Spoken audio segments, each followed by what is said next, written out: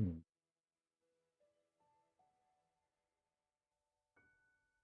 Weird. Content creator. Let me see. Weird. Let me try and invite you.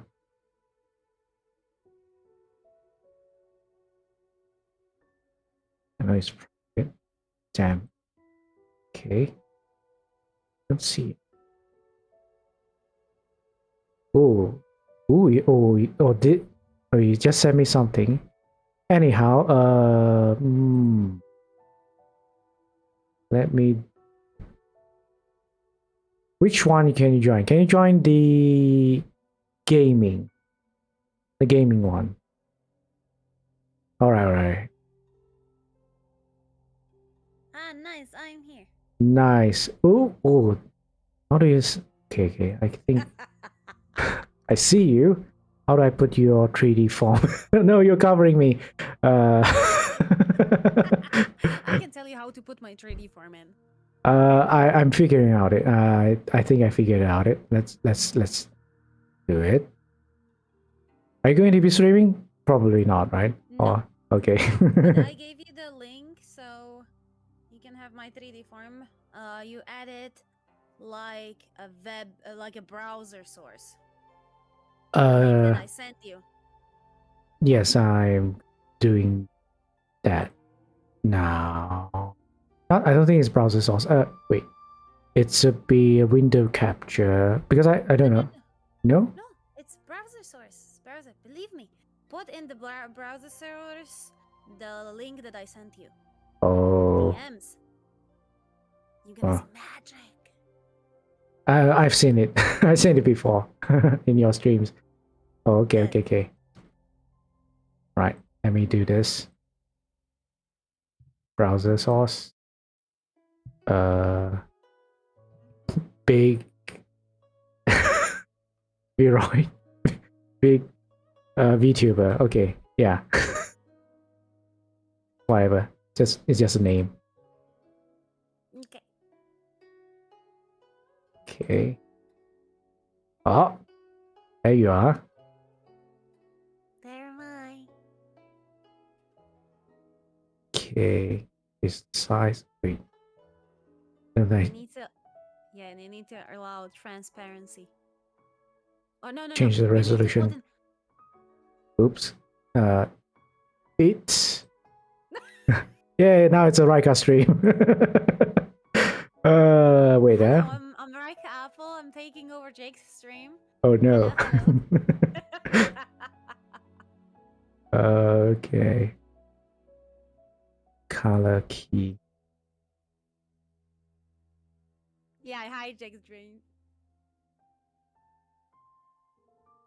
Yeah.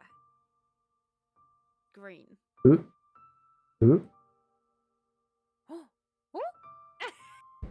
Give me a second. I'm gonna tell you how to do it. So you do filters. Give me a second. Oh, you have the numbers.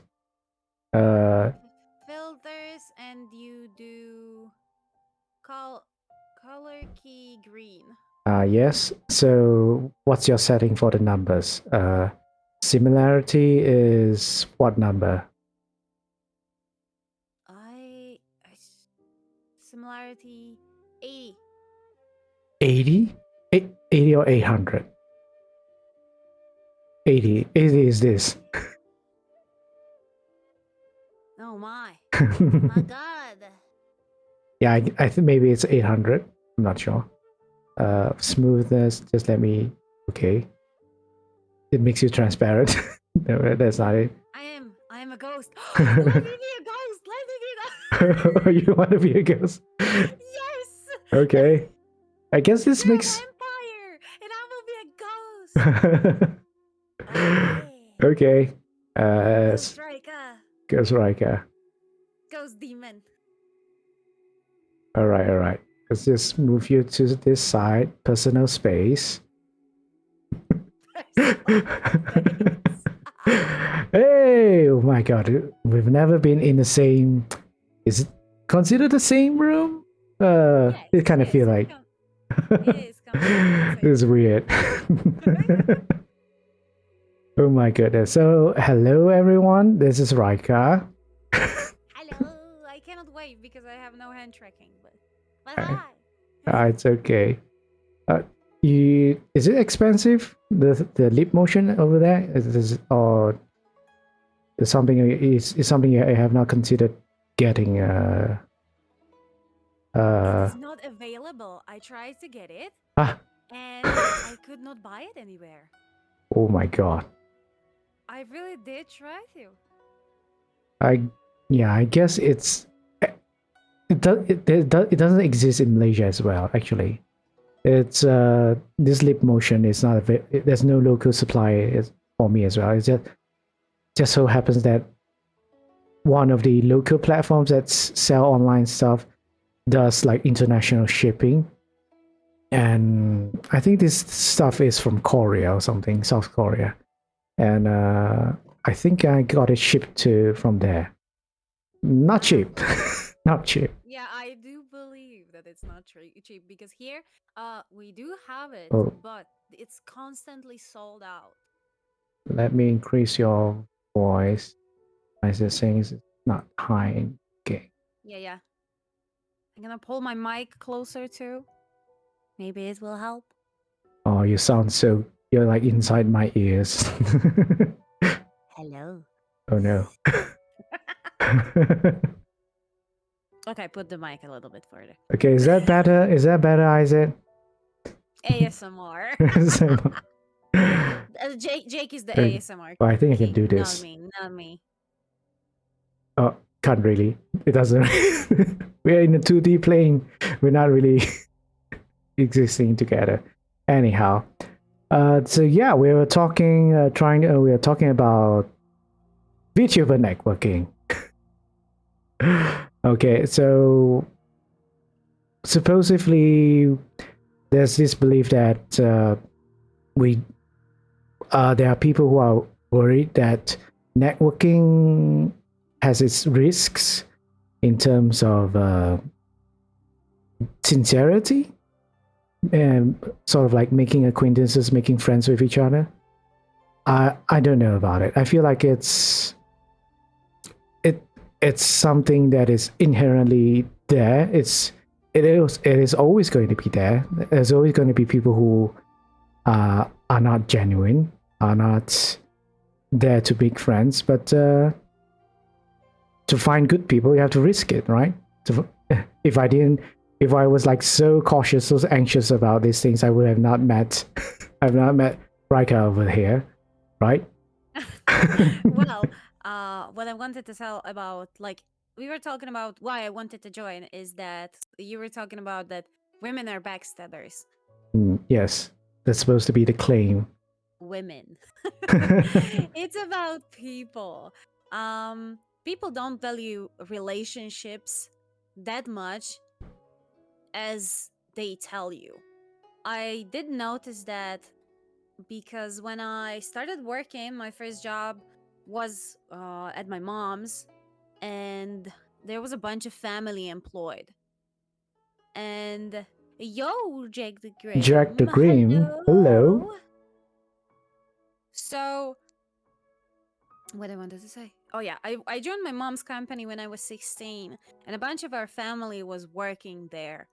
And you would believe that the family like environment will be good and everything, and you will be, we had different like positions. I was working with trucks and I was calculating their like distances and routes and calculating how much it will take them, how much money it will be.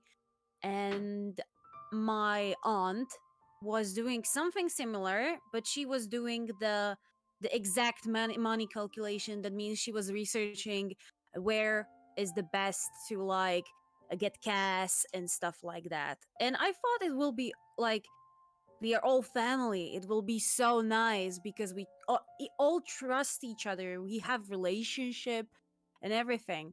But of course my mom was always giving out the pay, and we had all kind of bonuses and stuff.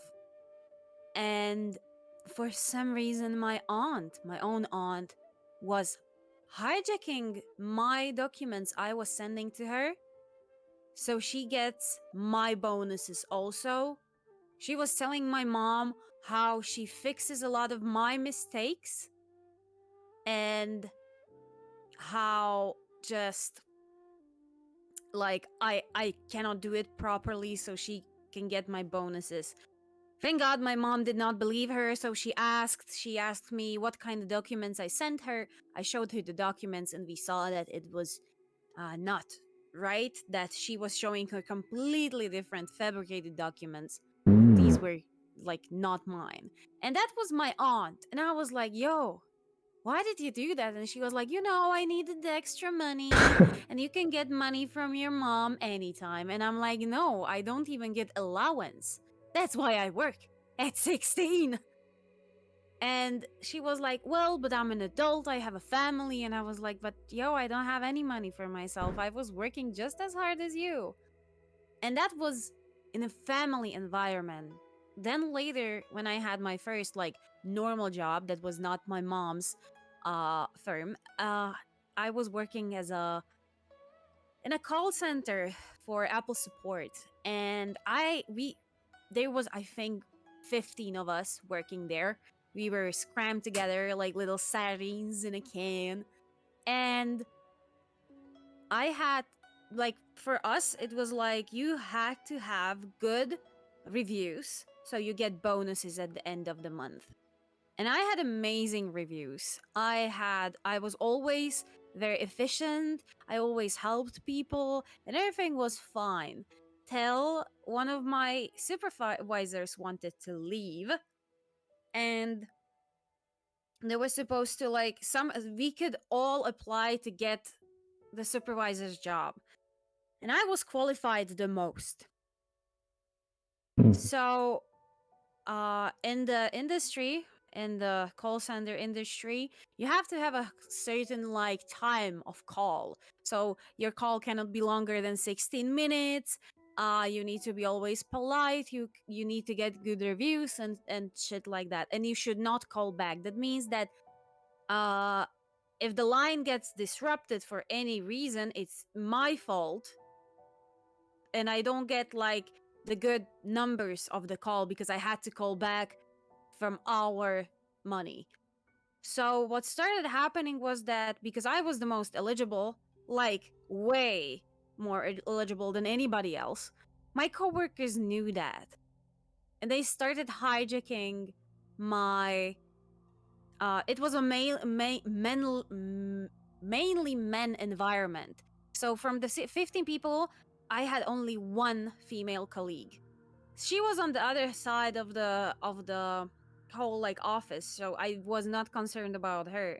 But the people who sat around me, I constantly my PC was shut off because they kept like they wiggled out the how it's called the power cable. They wiggled it out, and when I was on a call, they just kicked it out. So my PC shut down. And they were doing shit like that like for a week or two. Because of that, my numbers horribly dropped. And then I lost my opportunity to get the I lost the opportunity to get the supervisor role, which was 3 times the pay I had then. How And did you find out about them doing all these things to you, though? it was forbidden to bring your phone into the office. Hmm. But I did it anyway. I brought my phone in and I placed my phone with like recording. Oh. I strapped it to my. I had like these high stockings to like under my knee. They were ending under my knee, so I put my phone so the camera will like point out, so nobody saw it really. And I had a really long skirt that I just pulled up, so when I walked in with the camera in my stockings, nobody would see it. Hmm. So I just pulled up my skirt above my knees, so the camera is like showing off under my skirt, and I will see what is happening under the table because it was not making sense to me. Why the hell is just my PC turning off? Hmm. I was working as a technical support. So first of all, I did everything that could like lead to shutdowns. I saw that it was not an internal PC issue. So Mm. then I recorded how my colleague just like got down on the floor and wiggled it out in the morning. And then when I had a call, they kicked out. And it was not one person. Multiple people did that. And after I was like, yo, what happened? They reached down and plugged it back in. So when Ah. I looked down before, there was nothing there because, you know, it was a very loud environment. So you don't hear what is happening under the table when you're in a call or when other people around you are having a call. So it was from males around me. So I would not say it's about women. It's about people. It's about people who don't value anything because I used to help those people. Why I had the best numbers, why I was the most eligible, was that I had the knowledge of the supervisor. I learned so much in my free time because I really loved my job that if anything happened and my supervisor did not have time to give out advices, everybody always came to me. And these people who came to me for advice, people who also like betrayed me and backstabbed me for no reason. Mm. And do you hang out with these people on a daily basis? Or it's like, or you go to work and then after you finish work and you just go back home. Do you I ever used to I used to hang out with them. We used to go hang every out? Friday. We used to Wow. go when I was working there. We used to go every Friday. It's called here go for a beer with the like after work. So beer at 5 after work. And So while you're hanging out with them, they are doing all these things behind your back. yes, Oh my yes. god. Ugh, that's terrible. It was terrible and that was my first hand experience that toxicity is not reserved for women because before I also did believe that it's like a women trait. Why did I Hmm. believe it? Because I was in high school that was my class was 25 people, no, 22 people, and it was 20 women and 2 boys. I was studying art and they were toxic as hell, the girls. So I did believe that, oh my god, women are so toxic. Hmm. But after I like entered the work environments and everything, found out that it doesn't matter what gender the other person, if that person is toxic, doesn't matter the gender, they will be just toxic. And every job that I had, I encountered people like that. Hmm. Interesting. Hmm. I that's the thing. I'm completely clueless about this situation because I personally, I don't. I think my life is totally opposite to yours. I always kept to myself, and people just interact with me whenever they want to.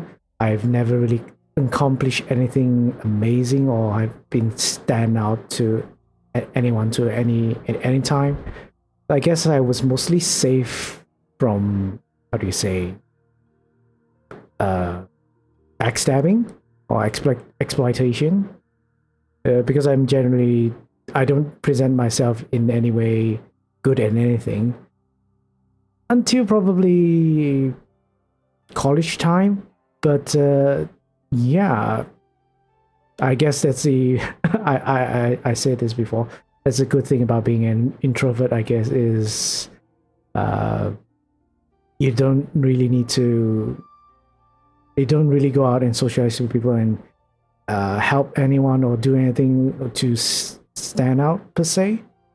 But then again, it makes me clueless in all this situation that happens to other people, and I don't know. have I mean, yeah, guys. Would guys? I personally don't think like that. Would you think like that, Rajka? Like, would you be fearful of people outshining you or trying to exploit you or trying to I don't know, basically not being sincere in whatever the interactions or whenever they talk to you or whatever they want to do with you? Are you still or are you afraid of those situations happening? Probably not, right? If not, you won't be making so many friends right now, right? In the VTuber community. To be honest, I'm very, very cautious. I know that it doesn't look like it. I'm very outgoing, I'm very sweet. But to be honest, I am very cautious. I do always, when somebody, like, how to say it, I do like to collab with people. I do like to interact with people. You notice that, everything. But what I do is that I do this, like, and I'm not afraid to say it, I do this background check on those people. You Hmm. know, I watch their streams in secret. I watch their streams, like, if how they are behaving through their chat, how they're behaving about certain questions, how they're interacting. Then I check out their Twitter or any like social media they have, and how they're interacting there, how they're reacting to most of the stuff. And there are people who I don't interact with because of that, and I keep Hmm. keep my safe distance, because they are VTubers or just people who have, like, just their online presence tells you a lot about them. And I could tell that we would not be a great fit for each other with those people. So I don't even try to interact with them. And if they try to interact with me, I am very, how to say, distant. I am very polite, but I'm distant. I am not as outgoing like with you or with, like, my other friends. Because when I see, because sometimes even just like simple answers to other people's tweets do tell a lot about that person. And, like, I don't like mean people. Snow is not mean. She is quirky, she is loud, she is fake mean most of the time. I love her dearly, she's a very lovely person.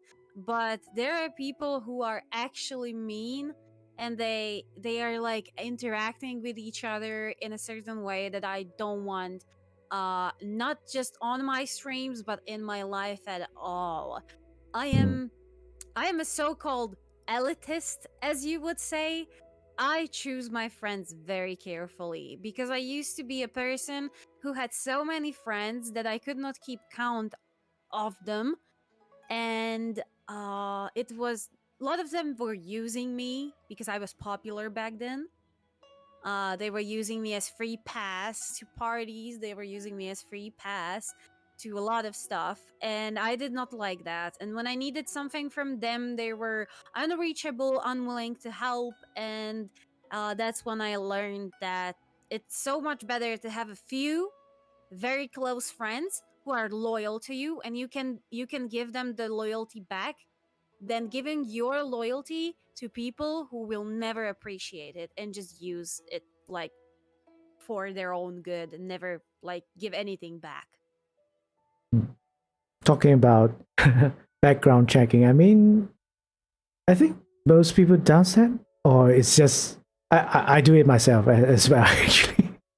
But I'm probably not too, how do you say, uh, thorough as you have said. Probably at most I do a like a, if they were a VTuber, I would probably pop go to their channel, see what their channel is all about, their content is all about, at least in their past broadcast, and how they generally present themselves, whether friendly or oof, man, is can you hear that? I probably can't. Thunderstorms. Anyhow, I think that's normal. It's pretty normal. I think it's a good practice to do background checks on people online, so that you don't unnecessarily befriend someone who might have just to say opposite beliefs between each other, right?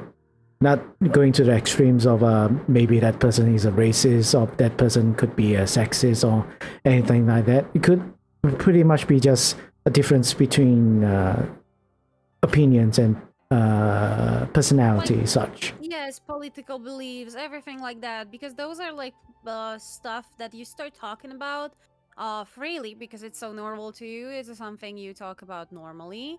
And then you start arguing on stream or even off stream with that person, even though in other topics it's a totally sweet person. And you just don't want that. And if you know you can prevent it, you prevent that that thing.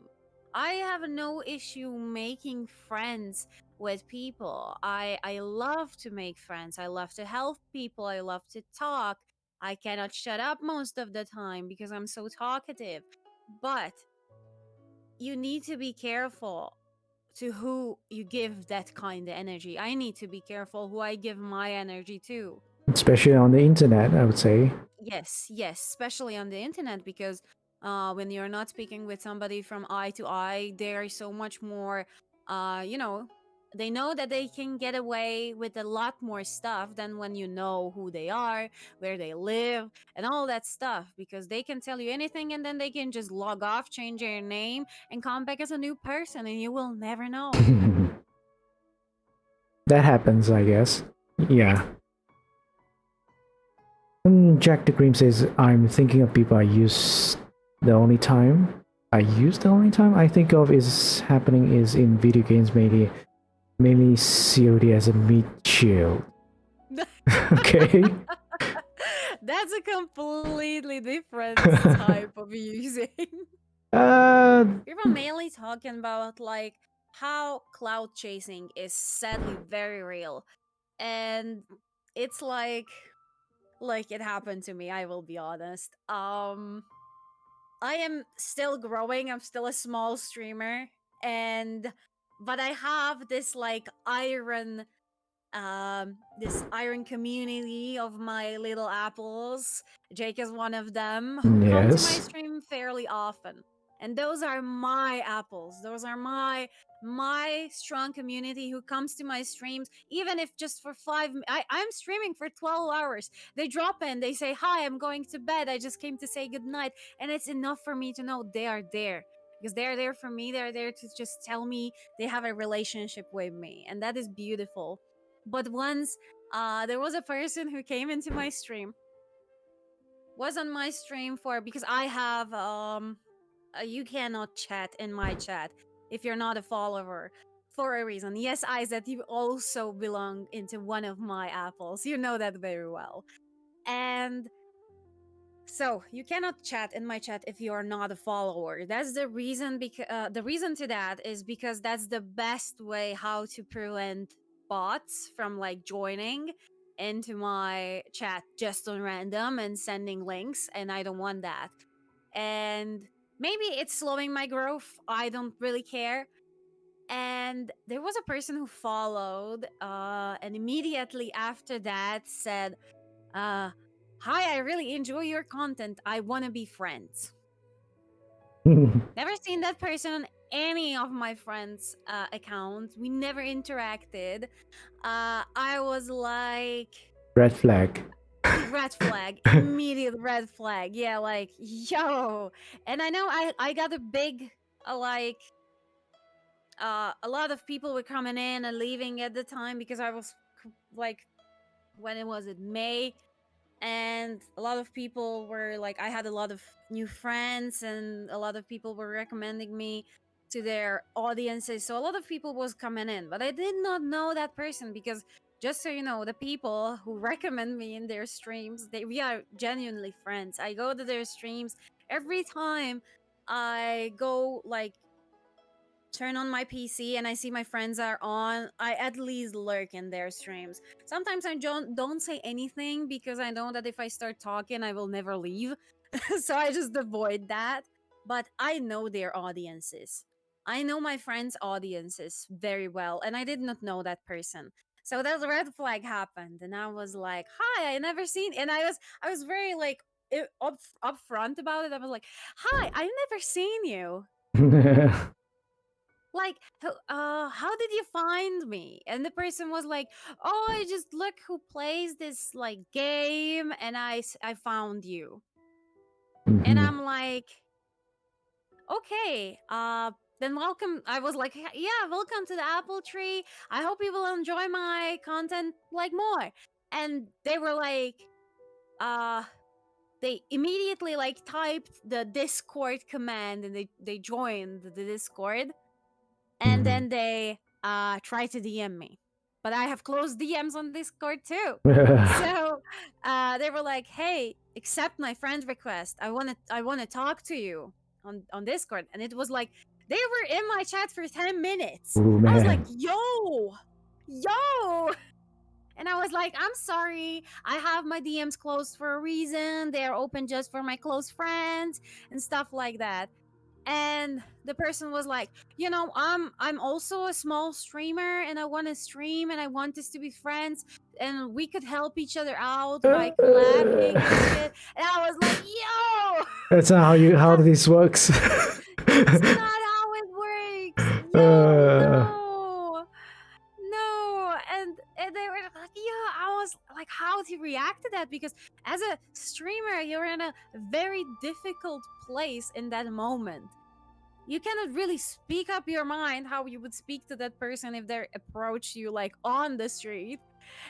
You need to be very cautious. You need to be calm, because somebody might record that, and it could just go viral like, "Hey, this streamer is so rude to their chat. Oh my god." And so I was like, "Oh my god, how to tell them that I am uncomfortable?" And actually, who was it? Give me a second. I need to think. Somebody was in my chat who actually yelled them down, and I think it was either Devi, Shroomy, or Snow, who immediately wrote like a paragraph like, "Hey, this is like, you're putting Reika in a very difficult spot here. Like, yeah. this is very not nice how you're talking to her. She's a person, she's a streamer.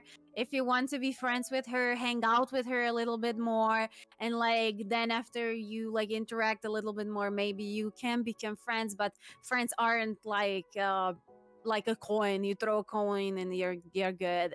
And that was and I shit you not, he wrote me, "If I sub to you, or if I give you like 20 subs, Oh, will you..." Oh, Dusk, now I dusk. double watching Jake. Oh. Hey, let me give you a shout out, Dusk.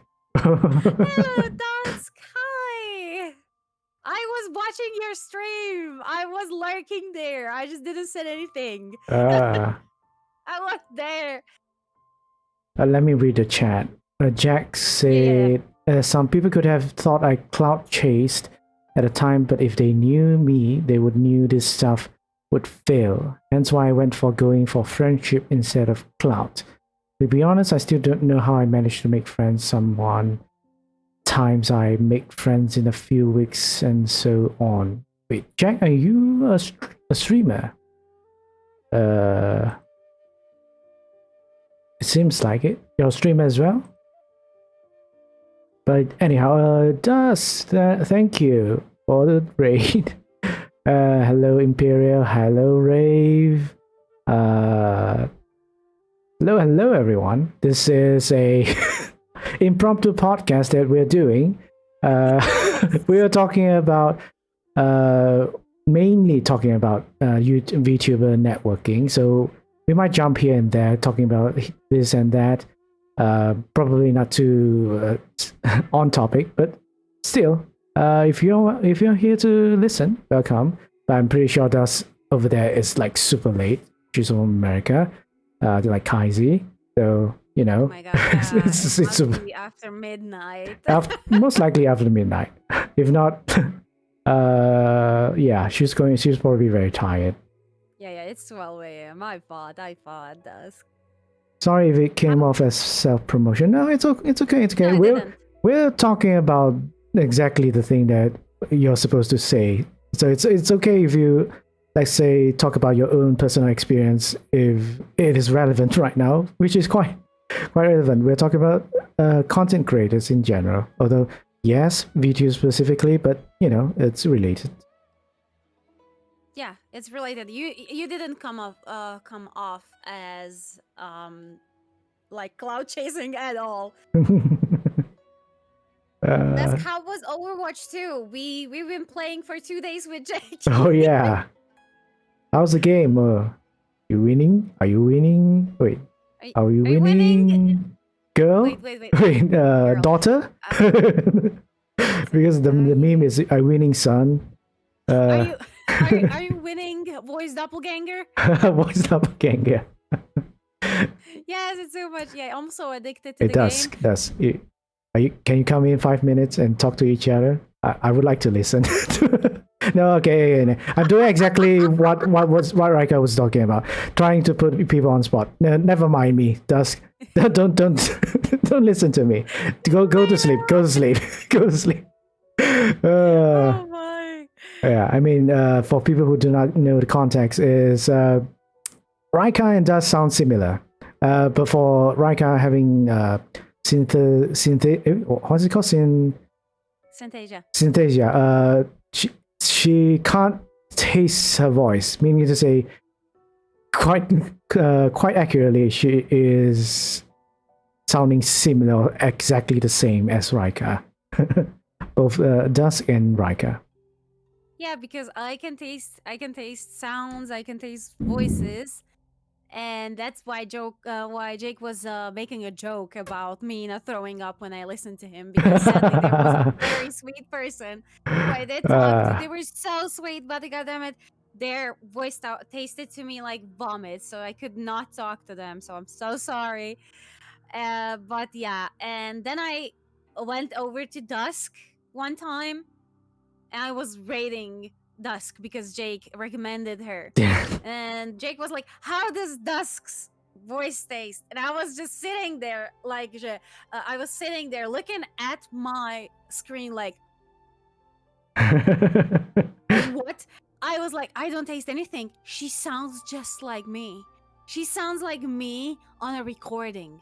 I'm like, this is so weird. This is so weird because I'm listening to her speaking, and I'm like, this is a video with my voice in it that I don't remember having. And this is like so weird. It's so weird. In certain situations, we sound absolutely the same. And then there are like certain situations that you can tell us apart, but there are certain screams, certain like ways that we talk that we do sound exactly the same, and it was so scary. It's like it could say Dusk with a Slovakian accent, or Rajka with an American accent, I guess. Yeah, exactly. Shark Girl and Moth Girl moment. I don't know that. I'm sorry. Shark Girl and Moth Girl. Is that a movie? I feel like that's a movie of some sort. Anyhow. Might be. So what I was telling you, that the person, the next thing the person said to me in the chat was, if I sub to you, or if I gift you like 10 or 20 subs, will you be my friend? And I was like, okay, that's it. That's it. And that's where it ends. I was like, I'm so sorry. Friendship is not something you can buy. This isn't a what you call social service type of thing. Yeah. It's really, really weird. Sounds like that person is trying to buy your time or buy your worth. Okay. Nah. No. No, it was a big no. So I was like, I'm so sorry, but I don't think that with this mentality we can be friends like in any time. And the person was like, why are you so mean? I thought that you're like this. I heard that you're such an outgoing, friendly person. And I was like, well, I am, but you are clearly not. Like, you don't understand personal boundaries. I'm so sorry. Yeah, I mean, Then, maybe it's with good intentions, but might have to work on social cues, getting yeah. I would say, yeah, probably it's not, how do you say, with bad intentions and anything. It's just that sounds to me that person just doesn't know what's appropriate to say and what's appropriate to ask, rather than trying to troll you or bait you into something. Just generally didn't understand the social circumstances that person is putting you in. Yeah. exactly. And as I said, that I don't know if you read the message. Now I don't remember because I was starting my broadcast, so you can have me on this podcast. Thank you very much, Jake. No problem. I'm very happy for you to be here. So, um, when I said that there's a very thin line between networking and cloud chasing. Oh, Dusk, good night, Dusk. Mother and father, what? What? Good Okay. night. Good night, Dusk. Good night, Dusk. Bye So, bye. Sweet dreams. Mume is an owl? What's Mume? Took me a while to learn social cues and even longer to sarcasm. Oh, Yeah. I'm Uh, trying not to be sarcastic like at all because it is never never anything good. uh, my reaction to situations that are awkward is just okay. That's my go-to. I would just okay. I was just sarcastic. It's just I heard so many excuses. Oh, give me a second. I need to drink. If I were you, Saying, that I would. My response is that pretty much. I have no idea. Let's just move on. If you would like not to have this conversation any longer, we just move on to what we are doing. All right. I I think there's a problem with me. Is I'm like my first reaction won't be like to take strict actions or punishments against people who behave like that. It's just, you know what? Maybe you get the feeling that I'm not comfortable with whatever you're talking about. So can you just move on? Yeah, I think it's a problem for me, which as a content creator, I think I have to address, to be stern in those situations. Where I've been in those situations that you have talked about actually, where people are super. I do not know them. That's one thing. Like you have experience, and they are like, "Oh, you like me too much for some reason," and we've only spoken just now, just 5 minutes. yeah, Why are you liking me so much? That sounds suspicious. yeah, Uh, it do be like that. but I do confess, when you give Rika, whenever you compliment me, I still am in disbelief. But I think that is a problem with my own. I just don't get compliments that often, so. That's just you being Malaysian. Good. Yeah, I would say that's true. That's true. Isaac can back me up on right, Isaac? Isaac, where are you? Lamau, yes, Lamau. uh, Jack says Mume is a VTuber, one of the main ones, and Gura is a short girl. Oh yeah, short girl VTuber. I know Gura. Completely went off about my brain. Yeah, same. I'm sorry. They both sound similar. Oh, okay. Mume and Gura sound similar. So yeah, we're like Raika and Dusk. You agree with Yes, that? yes. Now, Yes. yes. Now I know what we were talking about. Yeah. I look, because I tell a lot of stories. You know that I'm like the story person because a lot of shit is happening to me. You know, on the daily day basis. I look very interesting as a person. I have a beautiful face. I am fat. I am not like, I'm not telling I'm fat, but I have a beautiful face. That's my only good trait, I would say. And in real life and my social skills. So a lot of time I have this really soft, like a friendly, girly face.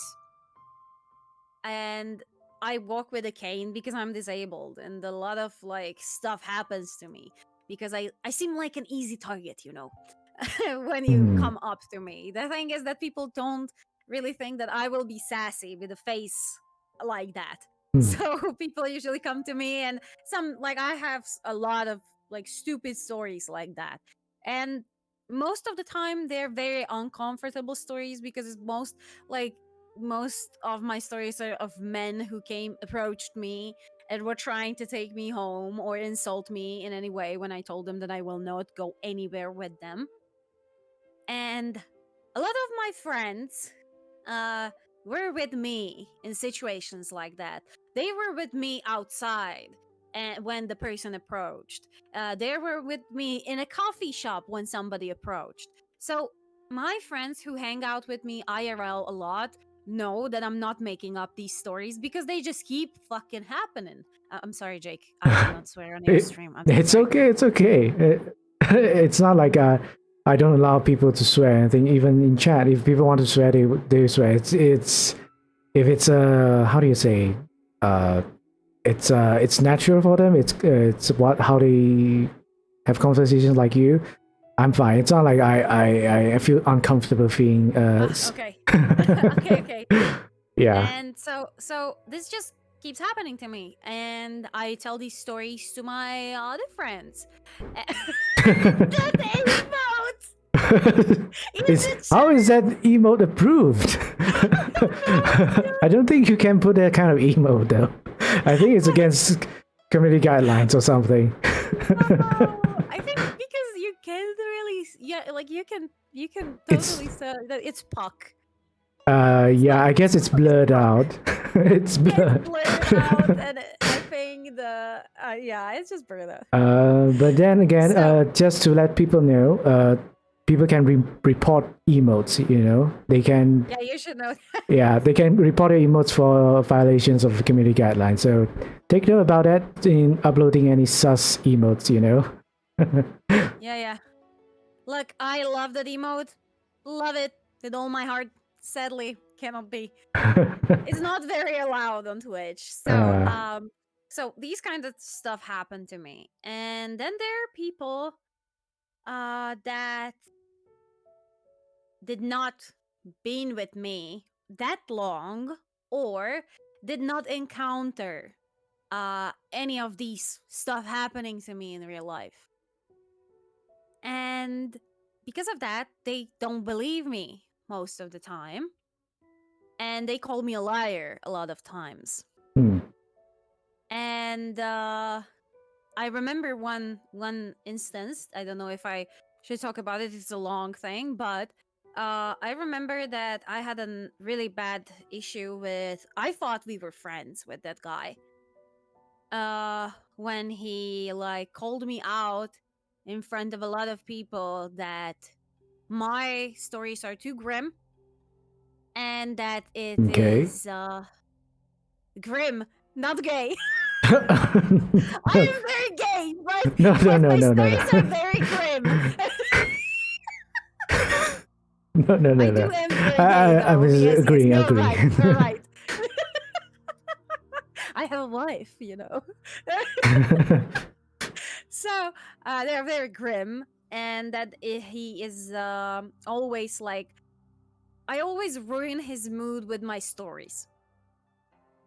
And Okay. I was like, I'm so sorry.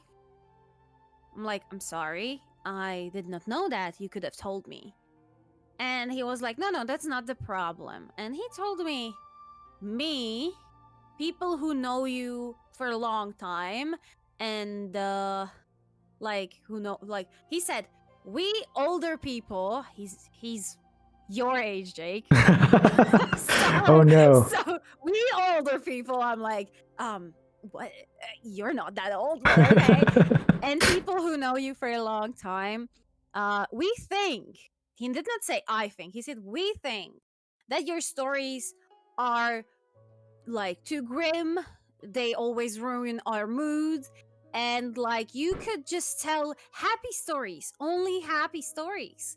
And I'm like, I have happy stories. I did tell them. And he's like, I don't remember any. And I'm like, I can tell you one right now. And he's like, he smiles at me like the biggest What? like scummiest smile. Why is And this he's like, something that he's so proud of? I I don't can't get. I know. don't understand. Yeah, I was like, you know Okay. what? And he smiles at me with that like very scummy smile, and he's like, maybe next time or never. And I'm like, oh, okay. But as I said, there was a lot of people, most of my friends. So, and all of the people who were there were like, oh my God, Rika's telling the story. Please tell us the story. And the guy was like, he was looking at everybody with like this expression of, I cannot believe you said that, with like that expression. And he turned around and it looked like he's walking away. And one of my friends, a very tall guy, was like, I'm not gonna say the name of the guy who insulted me, but he was like, bye, guy. There's the door. You found it very well. And he was waving at him. So he got angry. He turned back and he sat down. He's like, okay, then tell your story. So I told the Oh story. my god. Mhm. Everybody was like, yeah, that was a very nice story. And I was like, okay, but I need to go now because I'm very tired. I want to go to sleep. And they're like, okay, bye bye. And I was hugging everybody because in the community I'm in, I always hug everybody and like say good night. And it's like, I'm a very contact person. And that's why I was leaving. The shit stain of a guy, he came on, he opens the door for me. And as I am just leaving, I'm just stepping through the door. He's like, you know, from now on, you should tell just stories like that. And I turn to him and I don't say anything. I just go away. Immediately I bump into Code and into my other friends. I tell my other friends what happened right in that spot. And they're like, wow, like you can choose what is happening to you. I'm like, yeah, exactly. So that happened. And another friend came to me in that moment and was like, you make me sometimes uncomfortable, but I never told you. And I'm like, okay, then next time when I start making you uncomfortable with my story, please tell me. And he just looks at me with like these big eyes, like, wait, I can do that. And I'm like, yes, we are friends. You can tell me that I'm sorry, I don't feel like listening to a story like that right now. I'm in a tough situation, or just saying that you're not in a place to listen to this. I can totally change that. I can give like somebody else can say something, or they can say something. And the person is like, in 8 years we are friends. I did not know I can tell you that. And I'm like, It, what the fuck? it kind of sounds like she's afraid of you. Yeah, like what the fuck? And they're like, yeah, I never wanted to insult you. I'm like, you can tell me. Was I ever rude to you? And the person's like, no. Did I ever yell to you? No. Was I ever aggressive to you? No. And like, but why did you like not tell me? And the person is like, I thought I will make you cry. Like, What? no. You telling me that you don't want to listen to something grim will not make me cry. God damn it. And they're like, okay, next time I'm gonna tell you. So yeah, that happened. Yeah. I think. Why I said it was that you were talking about that you not always know how to tell people that the topic is making you uncomfortable. Yeah. Which I And think is something I should start practicing. The more people I interact with, the more likely I'm gonna be meeting all kinds of people. So we have to be honest with ourselves, I guess, in whatever situation we are facing. I think that's the lesson we need to learn here. Being honest is not bad. Not bad. no, it's not bad. Look, if somebody doesn't like you because you're being honest, it's really their problem. If you're not totally rude, though. So Yeah.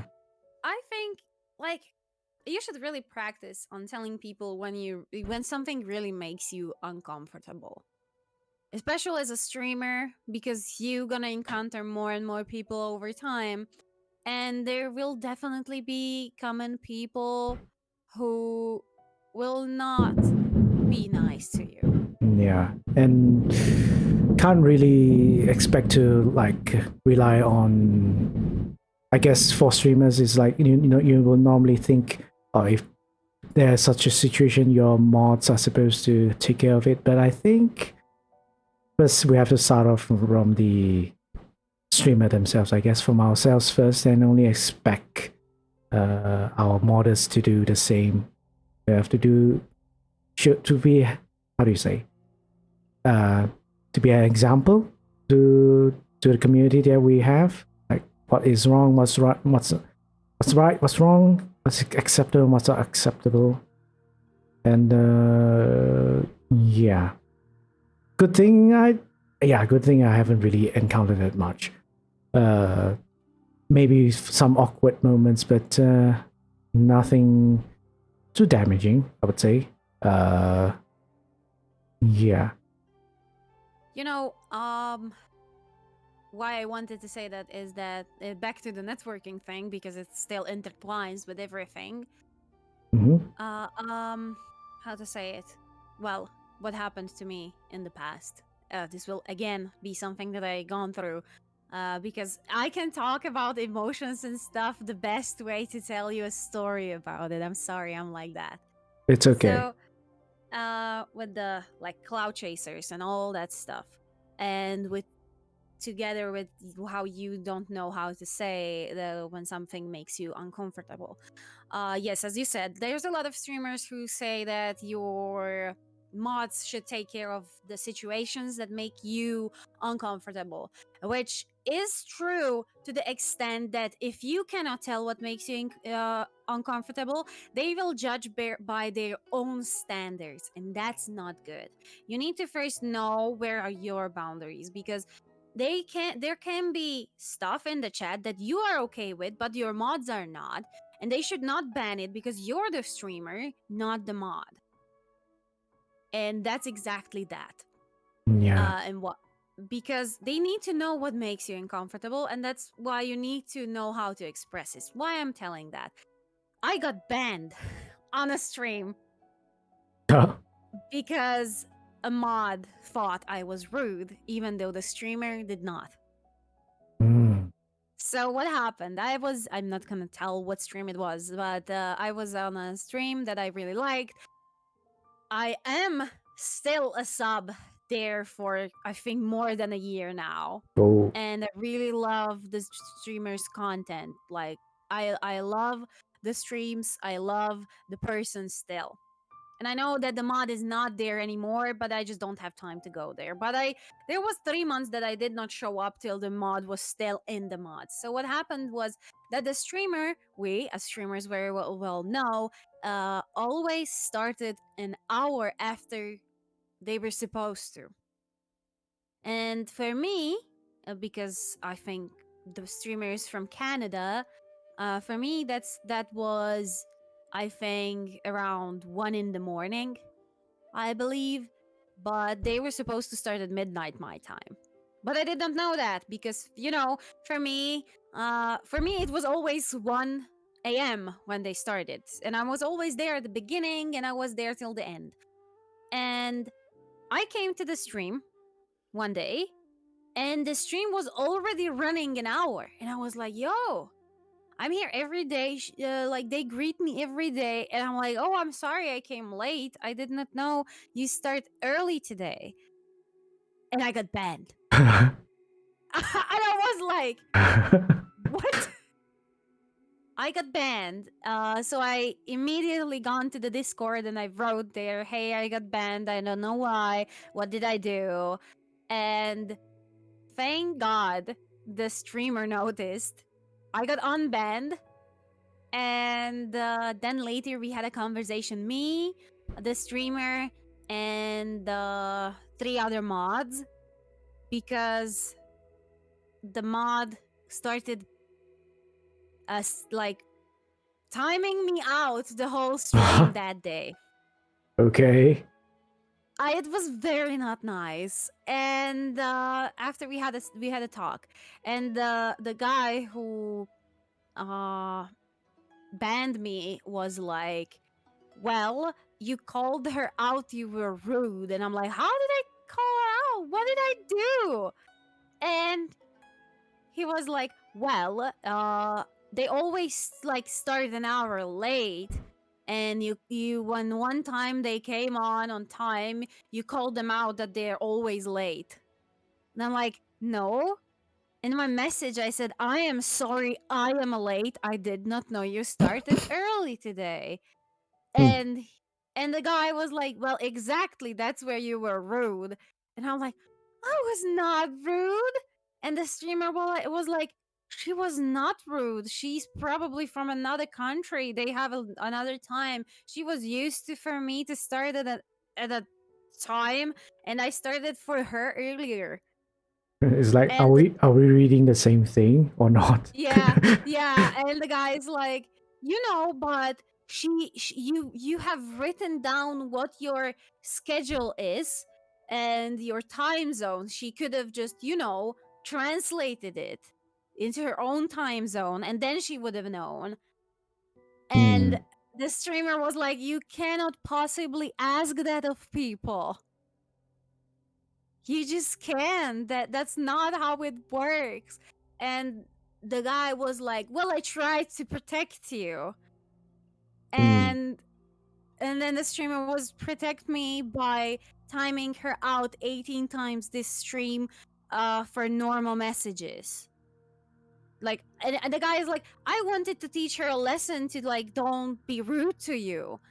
And the streamer was like, "She was not rude in any of the messages, any, even from the beginning and even the later on. Why did you do that? You are not a god on my streams." And the guy was like, "Well, then you should find some other person who will guard you less." And in 3 months he was gone. Oh But my it god. did make me very uncomfortable going to those streams from that encounter on. Yeah, it leaves a bad taste. Because every time you watch their stream, it's gonna be like, I'm reminded of this thing that happened in the past, and yeah, I understand, very understand. Bruh, that's very bad. Brave says that guy definitely catch feelings for the streamer, and he abused his power as a bot. Yeah, it kind of felt like he's Yeah. a white knight or something. Yeah, Yeah, I think he the did term is sound that like that. white knight, basically White trying knight. to protect someone who it doesn't really need protecting. Yeah. Yeah. Yeah, like the white knight. Yeah, it was not nice. It was really not nice. So yeah, that's why I said that yes, mods really do care and take care of you, but you as a streamer need to have set the boundaries what makes you uncomfortable. Because then situations like that can happen. Like, if look, I'm always late. I'm disabled. For me, sometimes my legs start hurting, and just because I will be late 10 or 15 minutes, I will not walk faster from the kitchen to my room. And it's not a big walking distance, but when I get pain, I have to stop every 2 steps. So I'm late a lot. And if somebody said to me, "Hey, are you late?" in the chat, I would be like, "Yeah, lol, well." It took me a little bit longer to get from the kitchen to my room, and we would have all the jolly time and laugh about it. Yeah, it's not like, oh, you're late. It's like they're like condemning you or like judging you. You're always late. It's not, it's, I don't think the way they say it like that is it's like they are judgmental against you, or they are shaming you or anything. It's just like, hey, you're late. Where were you? Just like saying hello in a sense, I guess. It's like, Yeah, yeah, it's like like, what did you do? What held you up? yeah, it's like, Like, I missed you or something like that. Well, yeah, it's nothing like you're late for work. Where were you? You're supposed to be here 1 hour ago. Yeah, it's not like that. Uh, I mostly don't even put up times on like I know I will stream at that day. That's the I, most I can do. I do put out times. I know I'm late, but I try to make up for it. Okay. Jake, you're late. Now you need to do overtime today. You see, Isaac, is like my boss or something. Always telling me to do this and do that. No, Jake, you're late. No, you need to do overtime today. That's so good. But that's what I sometimes do actually. If I'm like super late, I would consider streaming later after dinner routines. Not Yeah. I'm like not like me streaming 2 days in a row plus 12 hours just because Uh, I didn't stream for 2 weeks before. nah, I would say stream as long as you want. I think it's every time you can do it. For you, I would say just do it. You do not know when's the next time you're able to how do you say get an opportunity to stream that long, because I myself want to stream that long, but it's almost impossible in terms of personal responsibilities and such I have to do, and behind the scene the work I have to do. Oh my god! But in any case, yeah, if you can, I would say stream longer. It's okay as long as it doesn't affect your health, I guess. As long as it doesn't affect your health. For me, it's very enjoyable. Streaming is my therapy, you know? And it not in a way like in TikTok videos when they say streaming is my therapy and then proceeds to cut the frame and then there's somebody like, destroying their computer. But it really is for me very good. Like having friends over here playing games, I felt so good playing Overwatch with you, with Zerion, with Snow, with Devi. It was very good with Kira. It was very very nice. Mm, Like having this like nice environment, like having fun. For me, it was having fun. Yes, I do treat because this is my only job for me. As I'm a disabled person, I cannot really work that much, and that's why I don't even put out hours because I would beat myself to hours. I can go get a normal job, but this is my job, and I do treat it as such. But I do have a lot more fun than I would in a normal job. mm. Like, yeah, there's a lot of stuff we need to do, like the networking. When you're starting out, networking is super important. Hyping up other people, getting to know other people, um, making friends that you will be able to collab with. There are streamers who absolutely hate collaborations. They absolutely hate to play games with like somebody else on their stream because they're like, oh my god, they overtaking the chat, they're talking too much. There are people like that. But like for me and for like all of my friends that I know, streaming with somebody along yourself, like not just alone, is so much more fun. Like, yo, that's why I stream with Kaizi.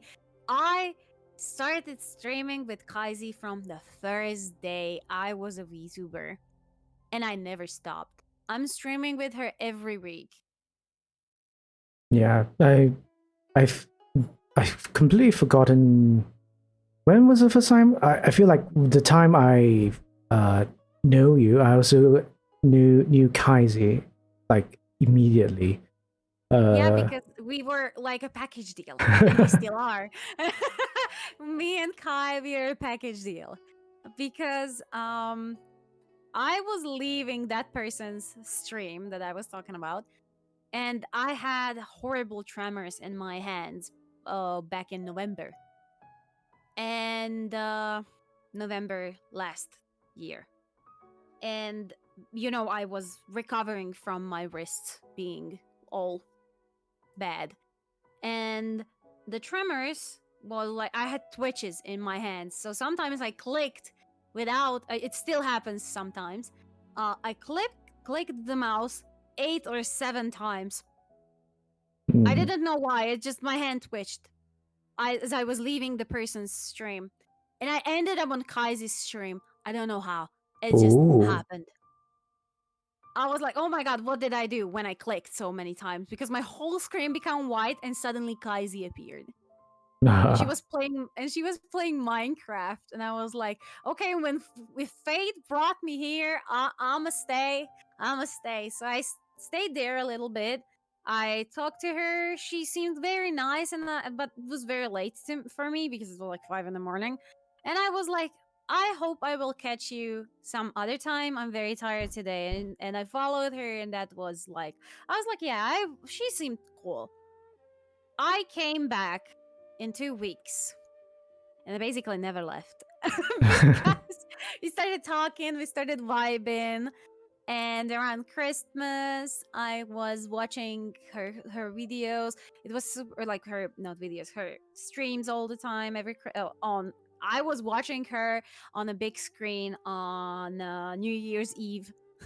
Everybody was asleep because everybody was drunk, and I'm not drinking, so I was like, what am I gonna do here? So I just like put her up on the big screen, and I was watching her with my other friends. And then I told her that I would like to also try VTubing. I tried to do my VTuber model before, but as my hands were not so great, Oh. it took me, I think, 3 to 4 weeks to make my model, because I knew how I wanted Raika to look like in my head, but So because I could not draw, I could not. Yeah. so you became a VTuber because of Kaizi. Yes. How wholesome. I wanted to try VTubing a long time ago, but I did not have anybody, But and I did not know how to do Kaizi it. was the catalyst for you to Yes. start. Yes, Nice. she definitely was. She was like, "Yeah, if you want to try it, just do it." And I was like, "Okay, Kai, for you anything." So I started doing my model. I was working on it a lot, and it was very very nice. She was helping me with a lot of stuff because she's a real witch when it comes to making stuff in Mm. VRoot Studio. She's very She's like, talented. yeah, she is. So I did not know like how to do a lot of stuff. My horns, these are not my original horns. These are made by Kai because I could not figure out for the love of God how to make these horns. And also my little apple is also from Kai. She placed it there. And because it's supposed to be there on my original model, but I did not know how to do it. Mm. And she helped me a lot. So I started streaming second week of January this year. And my very first stream was with Kai. We were playing Stardew Valley. Both of us were streaming. It was super fun. Then I streamed one day without her. It was not so fun. And then I started streaming more like with people, and I streamed a lot with Kai, not just once a week. I streamed with her more back then. And I also like just streamed while she was streaming something else. We just hang out, and that's how we just like became VTuber best friends, and then VTuber girlfriends, and now we are VTuber wives. And that, folks, is how you actually befriend someone, not suddenly going to a person's stream. I want to be your friend. Can we be your friend? Can I pay you for it? Yeah, that's not the way. That's not the way, guys. Yeah. Rave in chat said, I think people who hate collabing are fearful of being overshadowed. I feel like they shouldn't, because that would cause them to become bitter. You're not hearing this, but someone activated Russian accent. I did see it in the chat. All right. Yes, Russian vampire lawyer. Here we go. Because that will cause them to become bitter and may lash out, which will be no good. If they feel fearful of being overshadowed, then maybe they should work on themselves instead of taking out on others. Very wholesome. Good job, Fate. All right. Yeah. I can't. This is so bad. You can. You can. Just pretend I am fake Russian. Anyhow, Rave. I would say that is that's very true. There is some deep-seated feelings of being against of collaborations. I myself do not believe that collaborating is detrimental. Detriment. How do you say? I have no idea. That That I don't know. is bad. Detrimental. Is bad. Is bad. Not bad at all. Collaboration is very good. Actually helps a lot of things. One thing is helps you speak. All right, helps you speak as well. Speak in a Russian accent. Speak. Friends. We have a Slovakian here and telling me I'm speaking Russian. How embarrassing. And After Slav listens to you. oh, but yeah. Oh no. Yeah, you have anything to say about that? Let the time pass so that I do not need to do this Russian accent anymore. God damn it. So what I wanted to say is that at the beginning, so Kaisi was the catalyst. She was the one that pushed me into streaming really much. I just wanted to hang out a lot with her and streaming. She said, if you want to stream, just go do it, girl. And I was like, okay, I'm gonna try it. So I did my. I think I did I had a very different overlay that I have now. But I did my overlay real quick. I started streaming with her and I was like I would like to get to know more people, and also I was like, okay. So I started watching videos on YouTube. I started watching videos on TikTok about how to get more views, how to get to know more people. Because look, if anybody tells you that they don't care about their growth and they will not do anything against for their growth, they're lying. If you're streaming, you're trying to grow at least a little bit. Okay, there's a little a small portion of people who stream for their friends so they can watch them. Hey, okay. But if you're a VTuber, you clearly put a lot of effort into becoming a streamer. You definitely are trying to grow bigger. And because of that, I watched a lot of videos how to do that, how to talk on streams. I didn't learn anything, guys. I really tried how to speak more attractively on streams, and I'm like, I cannot do that. I'm not. No, no. That's too much effort. Okay, so growth, nice. Too much effort. Rajka, no likey. So I did not do anything with that, but I did watch quite a few videos about that. I say that a lot of things I've done so far is because of you, Rajka. You sent me all those videos, and I actually implement them, and also the things that you gave, the feedbacks you gave, really took those into heart. So I am very glad. I'm so proud. I have you to thank for how do you say where I'm right now. A lot of things of it, how my streams looks, how I'm doing things on TikTok as well sometimes.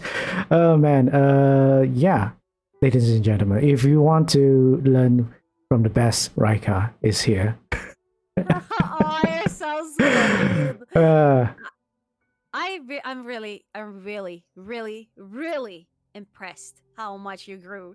Because I remember giving you all of those videos that I send you. I think I gave you a lot of those videos. I send you I spent 3 hours searching through all of the videos I had saved, so I don't miss any while I was sending them to you. Oh, oh my God! I was really like watching all of it, like, yeah, this is this is just a funny video that will not help. Oh my god. So I just like 3 hours I was just sending you stuff, and I'm like, nice. Then I went, I think it was before my vacation, I came back and I come in and I see that you have a new overlay. You have more people on your stream. The chat is more engaging, and I'm like, yes, Yes. yes. Yeah, so the actual person behind my quote-unquote success is Rajka.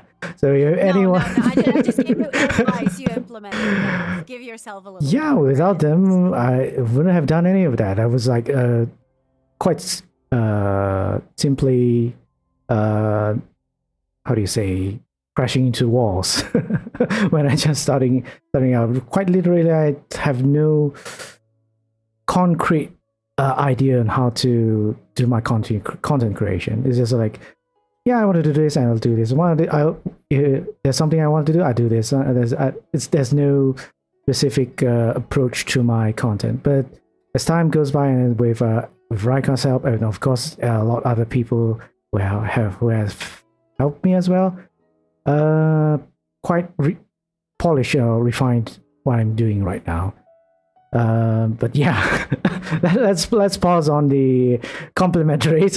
Rave has a lot of things to say.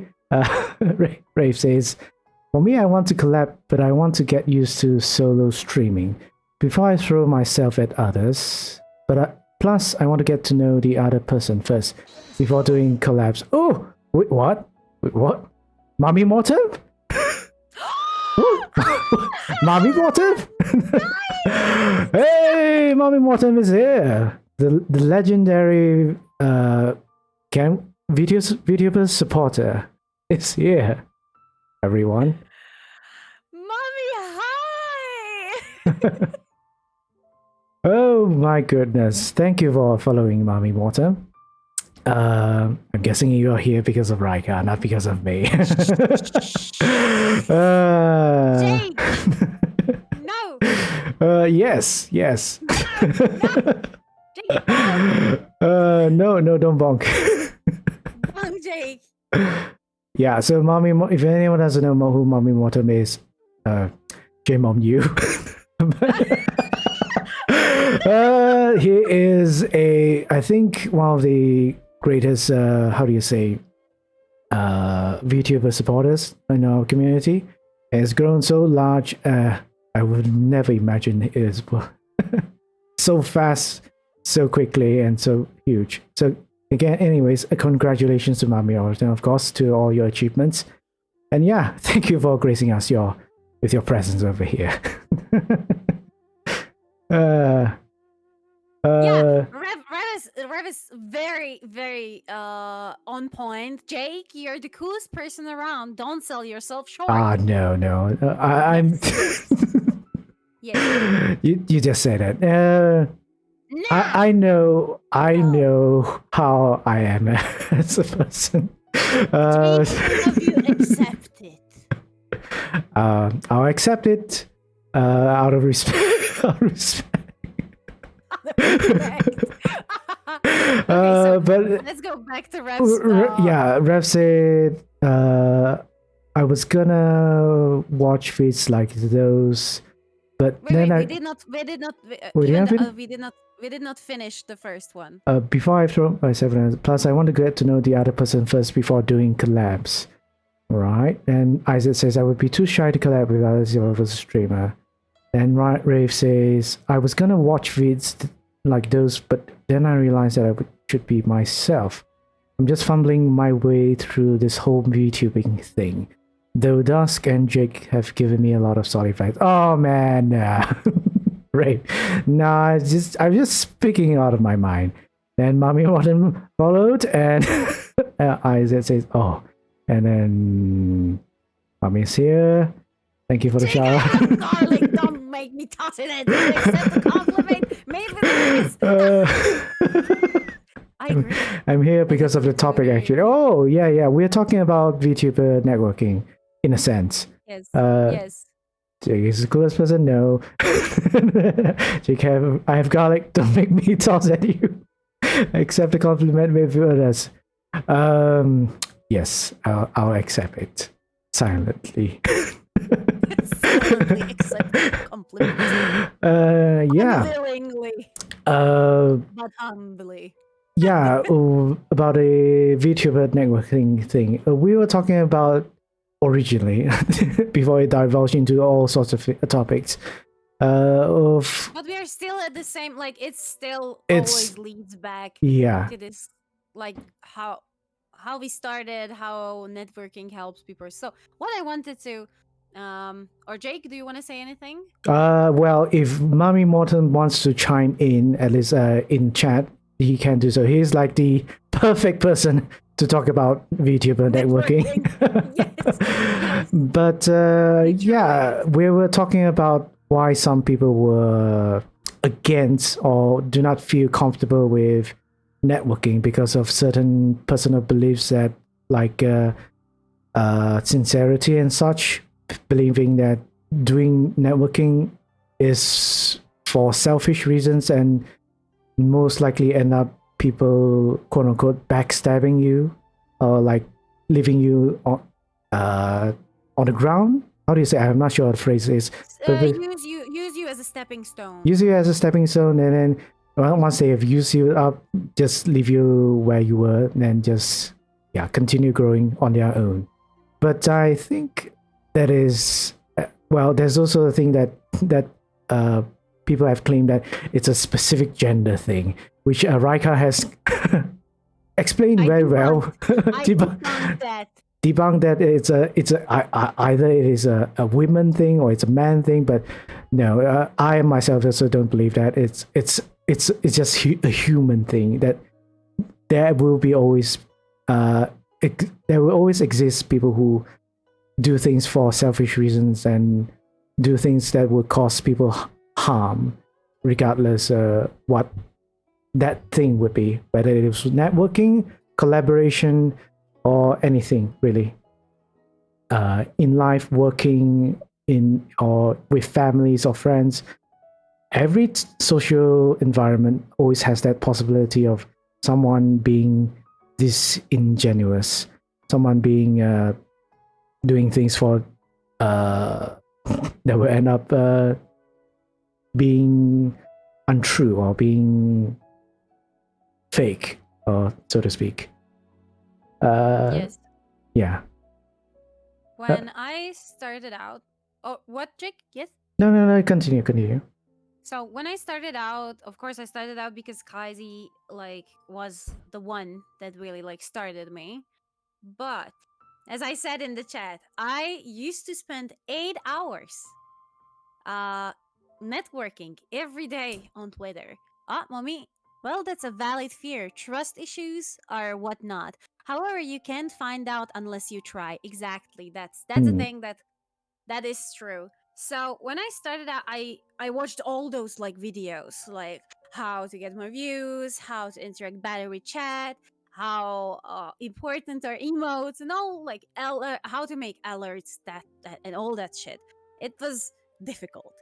And on top of that, something that was really like common back in most of the videos was interact with people who are streaming the similar stuff that you want to stream. Or at least watch their streams and try to learn from them. And I choose the other. I started like going into Twitter and trying to find like people. I started at Kaiser's Twitter and I branched out. I was searching for people who have similar interests and opinions like me. As I said, I did the thorough backlog check of people who I was about to interact with because I didn't want it to get into arguments with anybody. So I looked out how they respond to certain things, how they talk with others, and then I decided if it's good for me to start talking to them. Of course, I was not like waiting I didn't wanted anything from them in the return. like I knew that I can start talking to this person. In the end, we will not vibe, and that's that. And that's actually, I think that's the way how I found Mummy. Mummy, I think, was retweeting somebody. He was quite not that big as he is now Yeah. when I came into his community. He was a lot smaller. Code, can I ask you for water? Thank you. You're the best Brave host says, there. sometimes you gotta take risk, even if you end up getting hurt. Nothing happens if you stay your hand. Mhm. Yeah, that's true. If you don't take risks, you will never grow. And also, if something bad happens, you can learn from that. That's the story of my life, basically. But but yeah.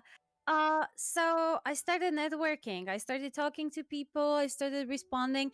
What I mostly did was that I was looking out for tweets. I started following people that I thought we will get along, and when they were asking something or they were like stating something, I was like, I will just like answer those like tweets. So I started answering about a lot of tweets. I started talking to people in tweets, Mm. and just became Twitter. I have a bunch of Twitter friends actually that I still do interact with a lot. Interesting. And that's how I met you, Jake.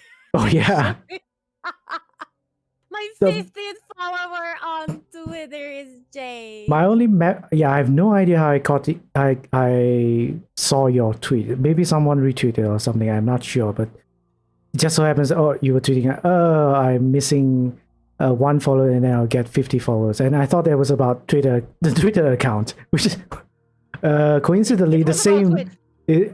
Yeah, it was the same amount of followers, both on Twitch and Twitter. And I was like, okay, no problem, I'll follow you. And I was like, okay. Then apparently, no, I was mistaken. It was about Twitch followers. I was like, okay. But you follow me on Twitch too. Yeah, I follow her in either way. And that's. So he's my 50th on Twitter and on Twitch.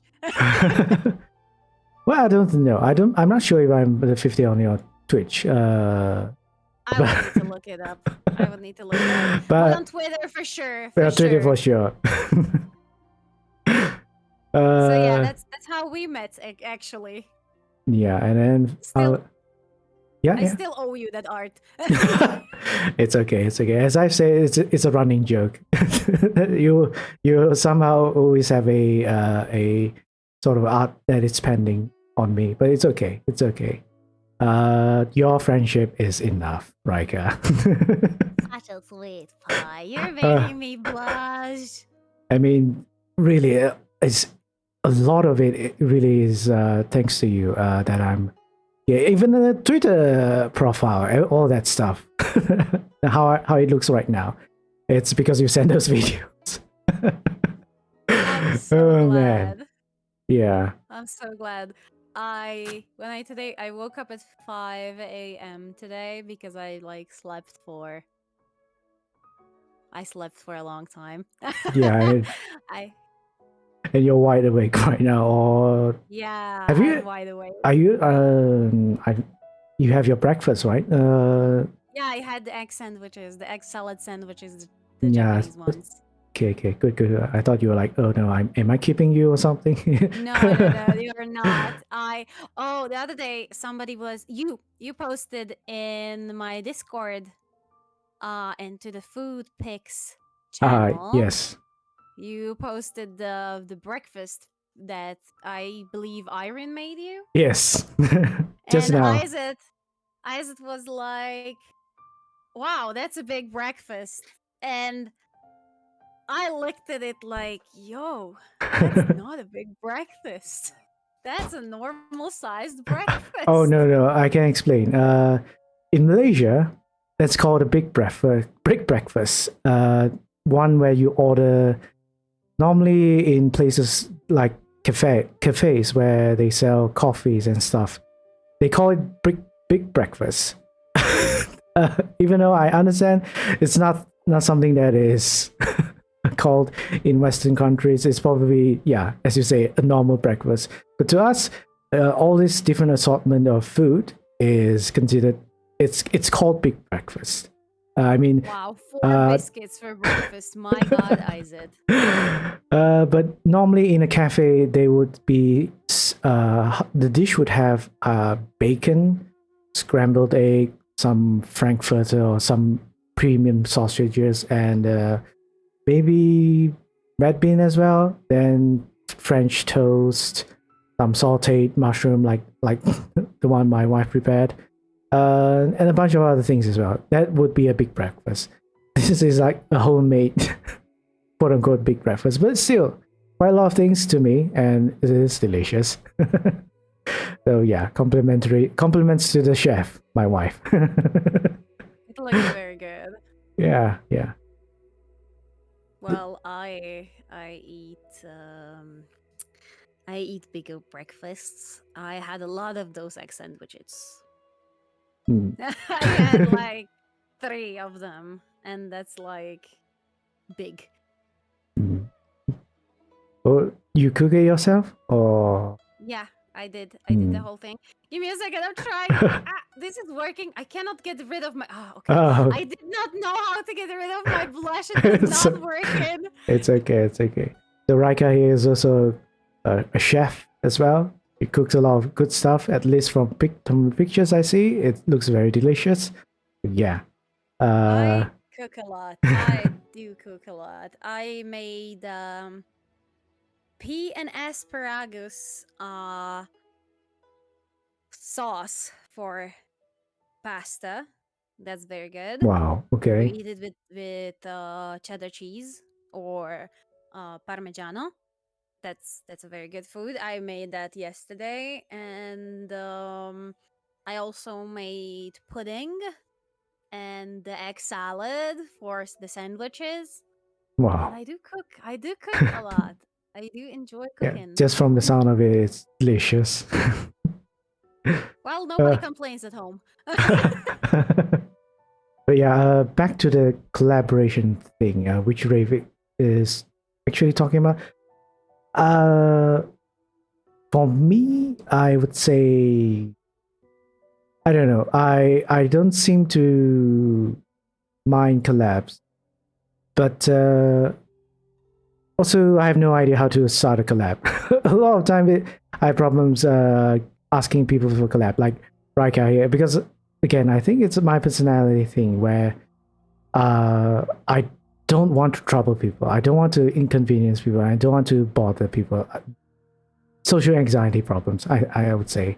But yeah, even the way I do it is like, hello, if anyone wants to collab with me, it's okay. You know, I'm free anytime. I'm flexible. I do that kind of post either on my Discord server or on Twitter. It's like, this guy. I think to myself, it's like, this guy is so. He's not confident at all. I don't want to.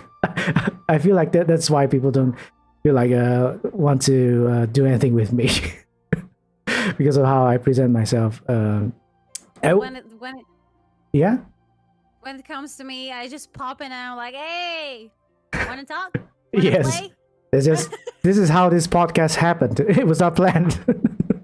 It was very. Raika came in. I was like, okay, no problem. I'm that kind of guy. I was like, real. Of course, it's since it's Raika, I would not hesitate to say no. But yeah, I'm the kind of guy who's like, if people want to collab with me, they take the initiative. I'm very happy. I'm very happy that happened. I wouldn't. I think I would rarely reject that from happening. But yeah, I would say no cons to collaborations, except for maybe, I don't know. Again, I would say this is up to the viewers' opinions, because I am a viewer myself. Sometimes I guess I can see that the con would be the streamer speaking to the collaborators instead of speaking to chat.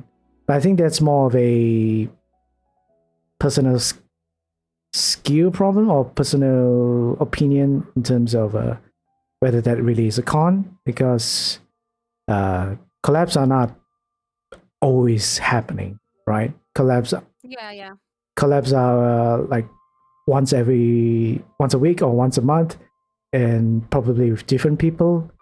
And when that happens, just enjoy the company, I guess. Just enjoy the just your favorite streamers or favorite VTubers hanging out with other people and having interacting with other all sorts of colorful different types of VTubers, unique, unique and different. And I think that's an experience itself. It doesn't always has to be chatting with viewers, I would say. It's a different kind of content, I would say. If we are, It certainly is. yeah. So what other else would be a bad thing? I don't know. Well, consider that when it comes to collaborations, one thing that you need to learn that is like is so basic when you start streaming, because there's a lot of people when you start streaming are like, one of the advices which I think is like really wrong advice. I'm so sorry to say that, but a lot of people say that to people who never streamed before, and they're like, "Yo, just start streaming." It's such a bad advice because you know literally nothing about streaming. You don't know how to act, you don't know how to talk, you don't know what you can and what you can't talk about. And some jerk can come across the new person's stream and they get a permaban because they were talking about something that is not allowed on Twitch. That totally can happen. So that's why I think that that advice is really bad. And why am I saying it? Is that there are a bunch of stuff that it's called not Twitter, Twitch etiquette. Yes, yes. The unspoken And rule of things that you can't do. yeah, the unspoken rules that you can't do. And one of those stuff is that asking a streamer that you're not particularly friends with to collab with you on their stream. Ah, yes. Because it can be totally like a normal thing, like with what happened with me and Purin. It was very spontaneous. We still did not play anything together, but I will I will get in touch with her about that. I just didn't had really much time because of all the pain I had in the past few weeks. But um I never ask people for collaborations in their chat if I don't know them that long, or I don't know that they would be totally okay to play with me. Why I'm saying that is that there can happen this like very uncomfortable like aura that yes, you don't want to stream with that person. Maybe Mm. because you feel like you're worlds apart when it comes to skill, or you just know that when they're playing a certain game, they act a certain way, and you don't want to be in their presence in that moment. I had friends in the past that I did not wanted to play with, not stream with, not play with at all, because they were sweet, sweet, sweet pies. But when we started playing games together, they started to be aggressive as hell and started yelling at you and being mean. And it can happen that when you're a streamer, it's so much like more out there that how you act while you're gaming, and it might happen that there will be people that you don't want to stream with, and if they Mm. just come in and ask you on stream, it's very hard to be honest when you don't want to stream with them. So one of the rules is don't ask for collabs in chat if you're not 100% sure that it will work out. Yeah, I mean, there's so many different ways to ask a person. For example, privately. Yeah, Like, uh, write them or write them in their Discord channel. yeah. Like, yeah, I as I said, I don't have open my DMs on Discord, but I have a chat room in my server that is called Chat with Raika, and there you can ask me, and if I like judge like, okay, this is really something that we should discuss in private, I will get them into my friends, which might happen. I will remove them from my friends after the conversation. Please don't get offended. I'm just very a private person when it comes to my um DMs and like direct contact with me. Mm. It's not that I exclude my viewers or anything. That's why you are freely allowed. That's why I want to chat with people in my server. It's just so different for me to like talk in DMs with somebody. Hmm. Yeah, I guess it is also dependent on the person really, whether which communication methods is comfortable with them. Yeah, Some people don't totally do not want to accept collabs, so you might have to consider that as well. Like say if there's no way of contacting them privately, then just let it be.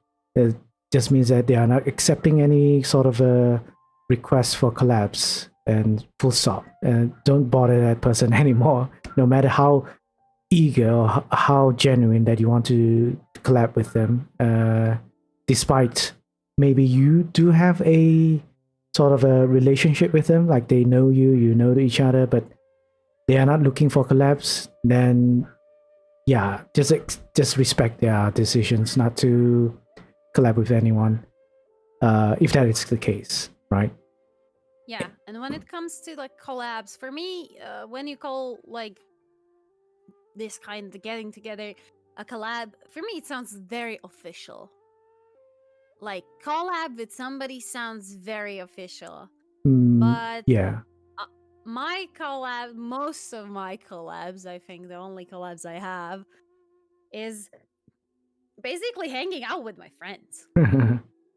And they're usually very random, like right now. Yes, like right now. I mean, for me, there's a difference, of course.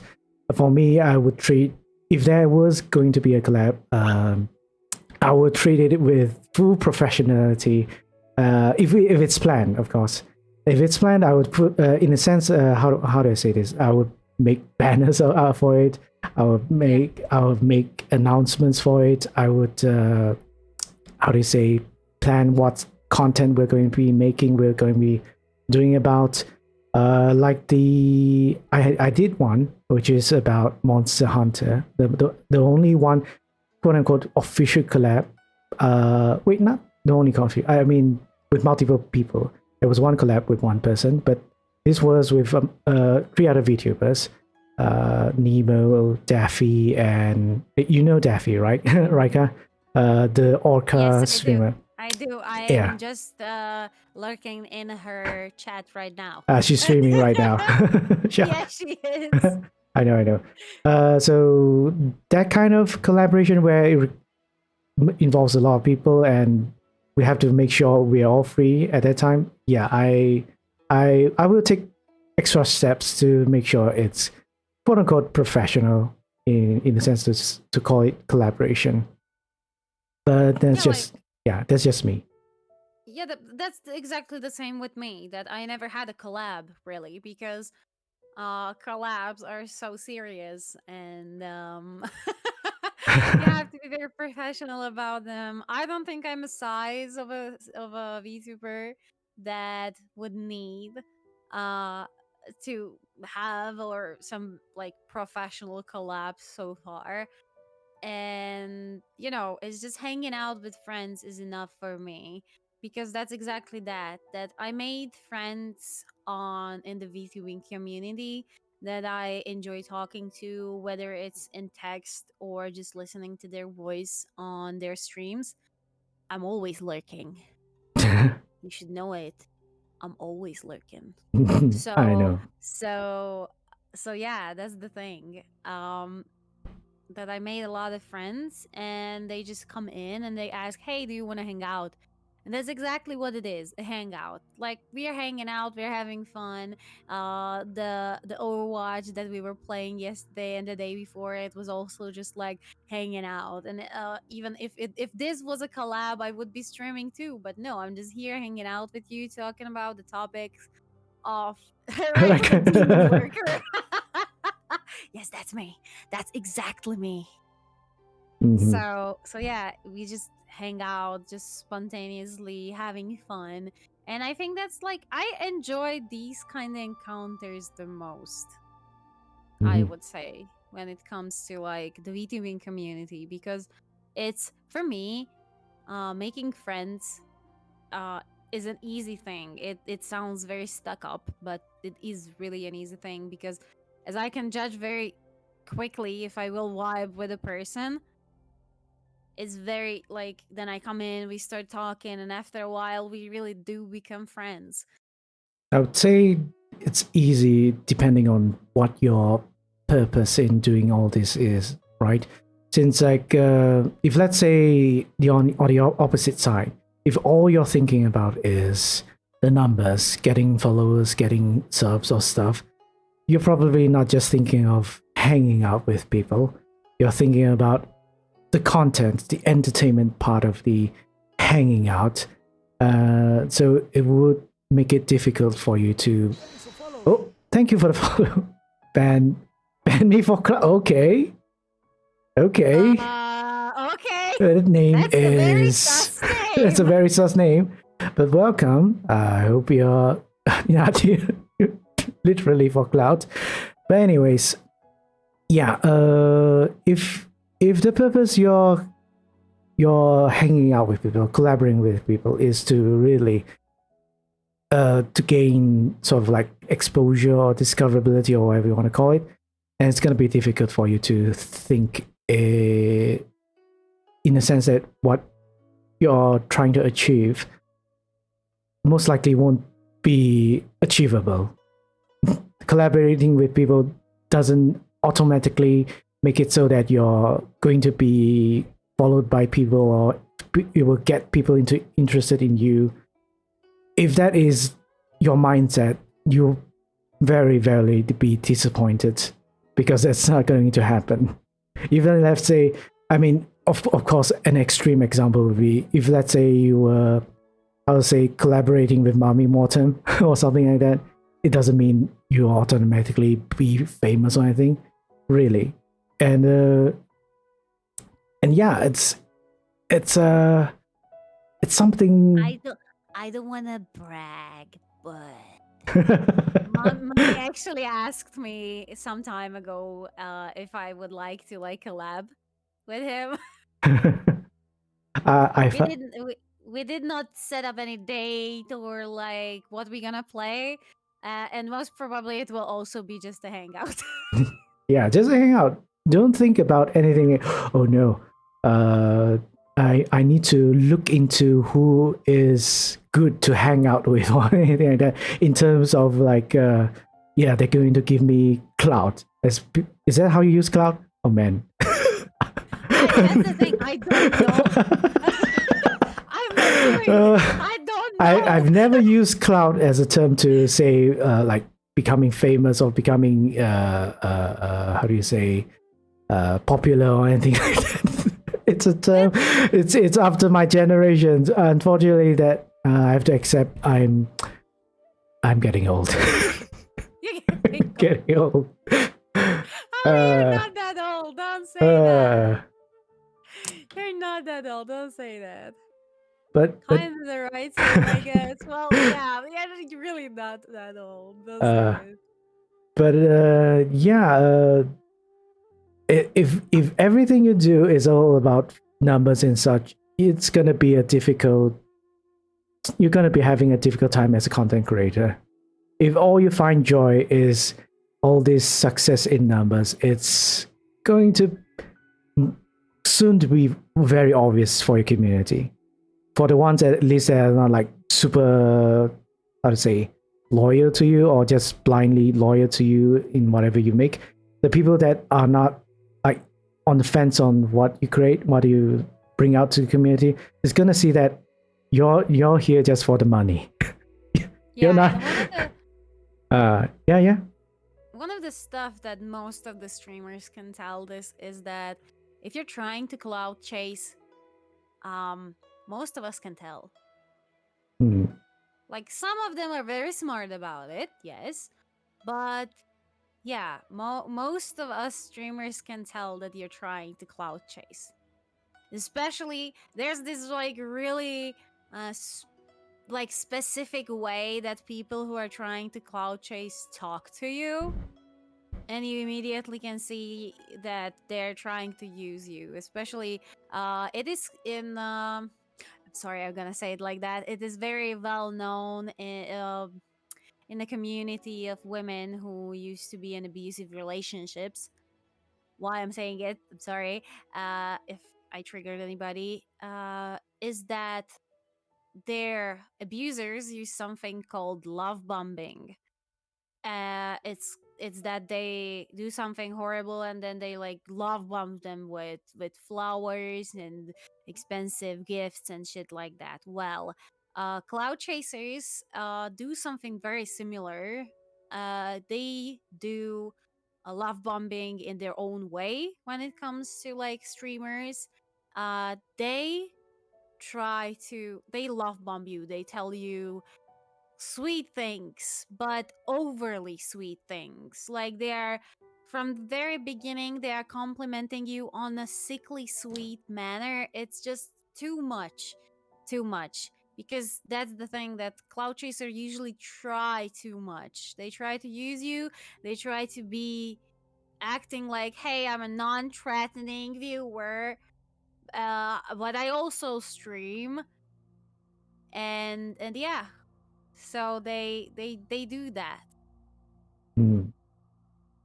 But that's in more of a Oh, give me a second because my husband needs to show me a chunky seal. Look at him. Chunky He's seal. very sweet. He's so fat. I love him. I'm sorry. It's okay. It's okay. Married life priority. Yes, I'm sorry. It's understandable. It's so chunky, I'm gonna die. Code really loves seals, and we spend a lot of time adoring seals and sea lions together because I love sea lions, he loves seals. So he had to show me. Like you want let that fat body go like jiggle all around. Yes.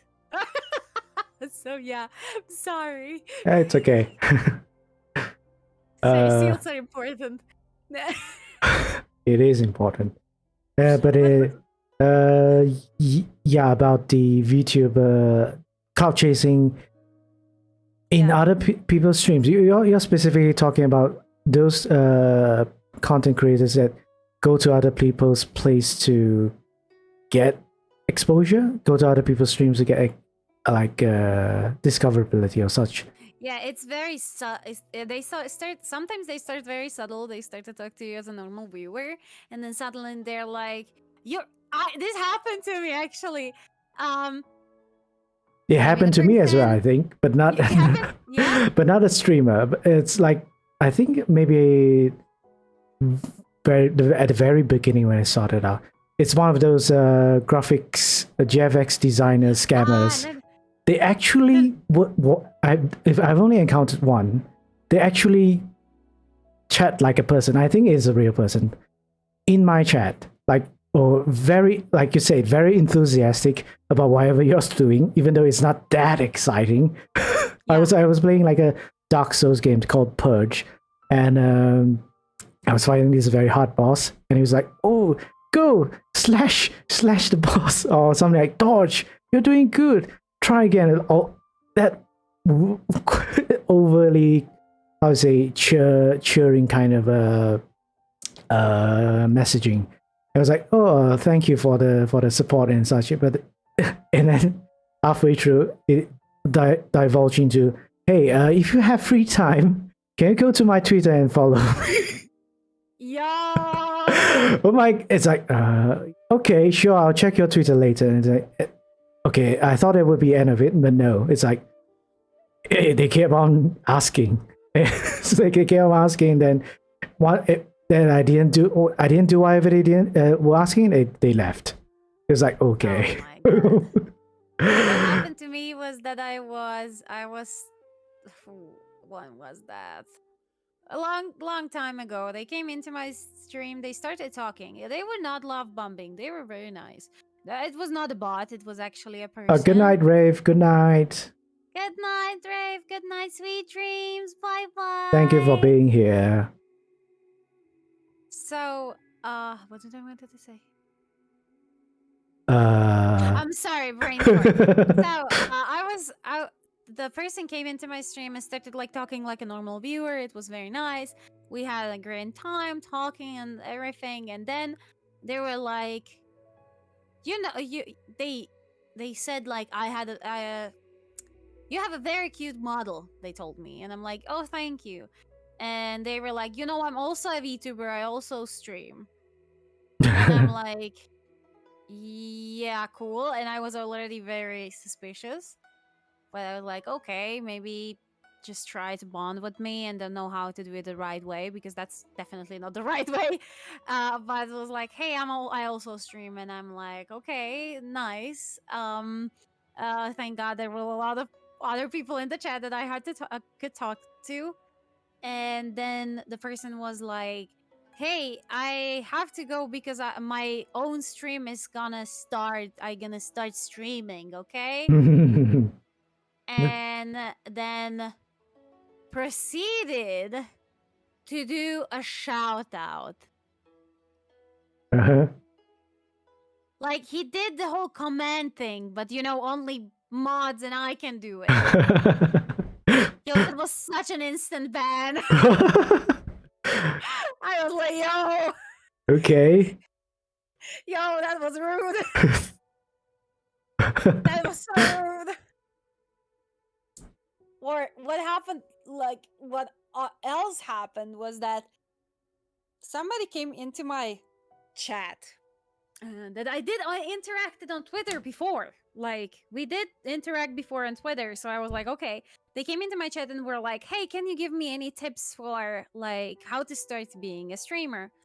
So I was like, I have this whole, like, playlist about it on TikTok, and I can send you a bunch of videos if you wanna, and I gave them a bunch of tips. And the person was immediately like, but that sounds like a lot of work.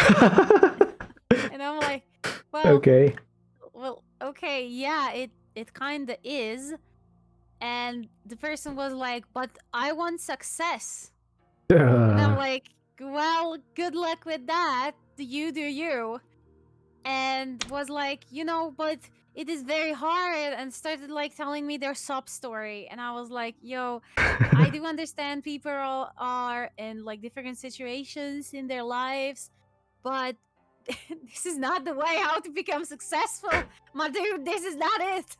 This ain't it. It's like they are asking, can you serve success on a platter, please? Yeah, exactly. And then they were like, hey, what if I start streaming and I will stream with you so your viewers will come to my stream too? That was the entire motive behind all those questions. So I was just sitting there, and I was like, how to not be rude in this moment, how not to ruin the Rajka impression, the experience. So I was just sitting there like, I'm so sorry, I don't really want to. And the person was like, why? Why? You don't want to help me? And I'm like, I gave you all my tips. I gave you the opportunity that I can send you all the videos that I based my success off of. And I'm not even that successful, for God's sake. And you were like, no, you do it for me. I cannot do that. And the person was like, but I thought we were friends. You talked to me on Twitter. You tried to use me. So they completely flipped the narrative that they are not trying to use me. I am trying to use them. How? Because I talked to them on Twitter.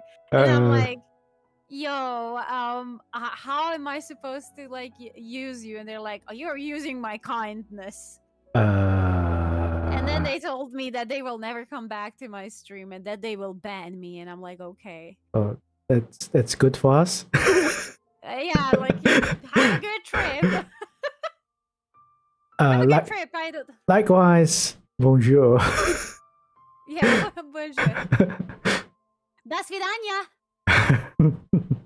Never see you again. So yeah, that happens. So sometimes people are like that, but then, what actually happened to Kai? Not to me. This happened to Kai. There was a person because she started a lot sooner than me. She started in September. Last year. So there was a person who started coming to her streams and was very nice about the whole thing. They played together a bunch of times. They played Minecraft together a bunch of times. It was very nice.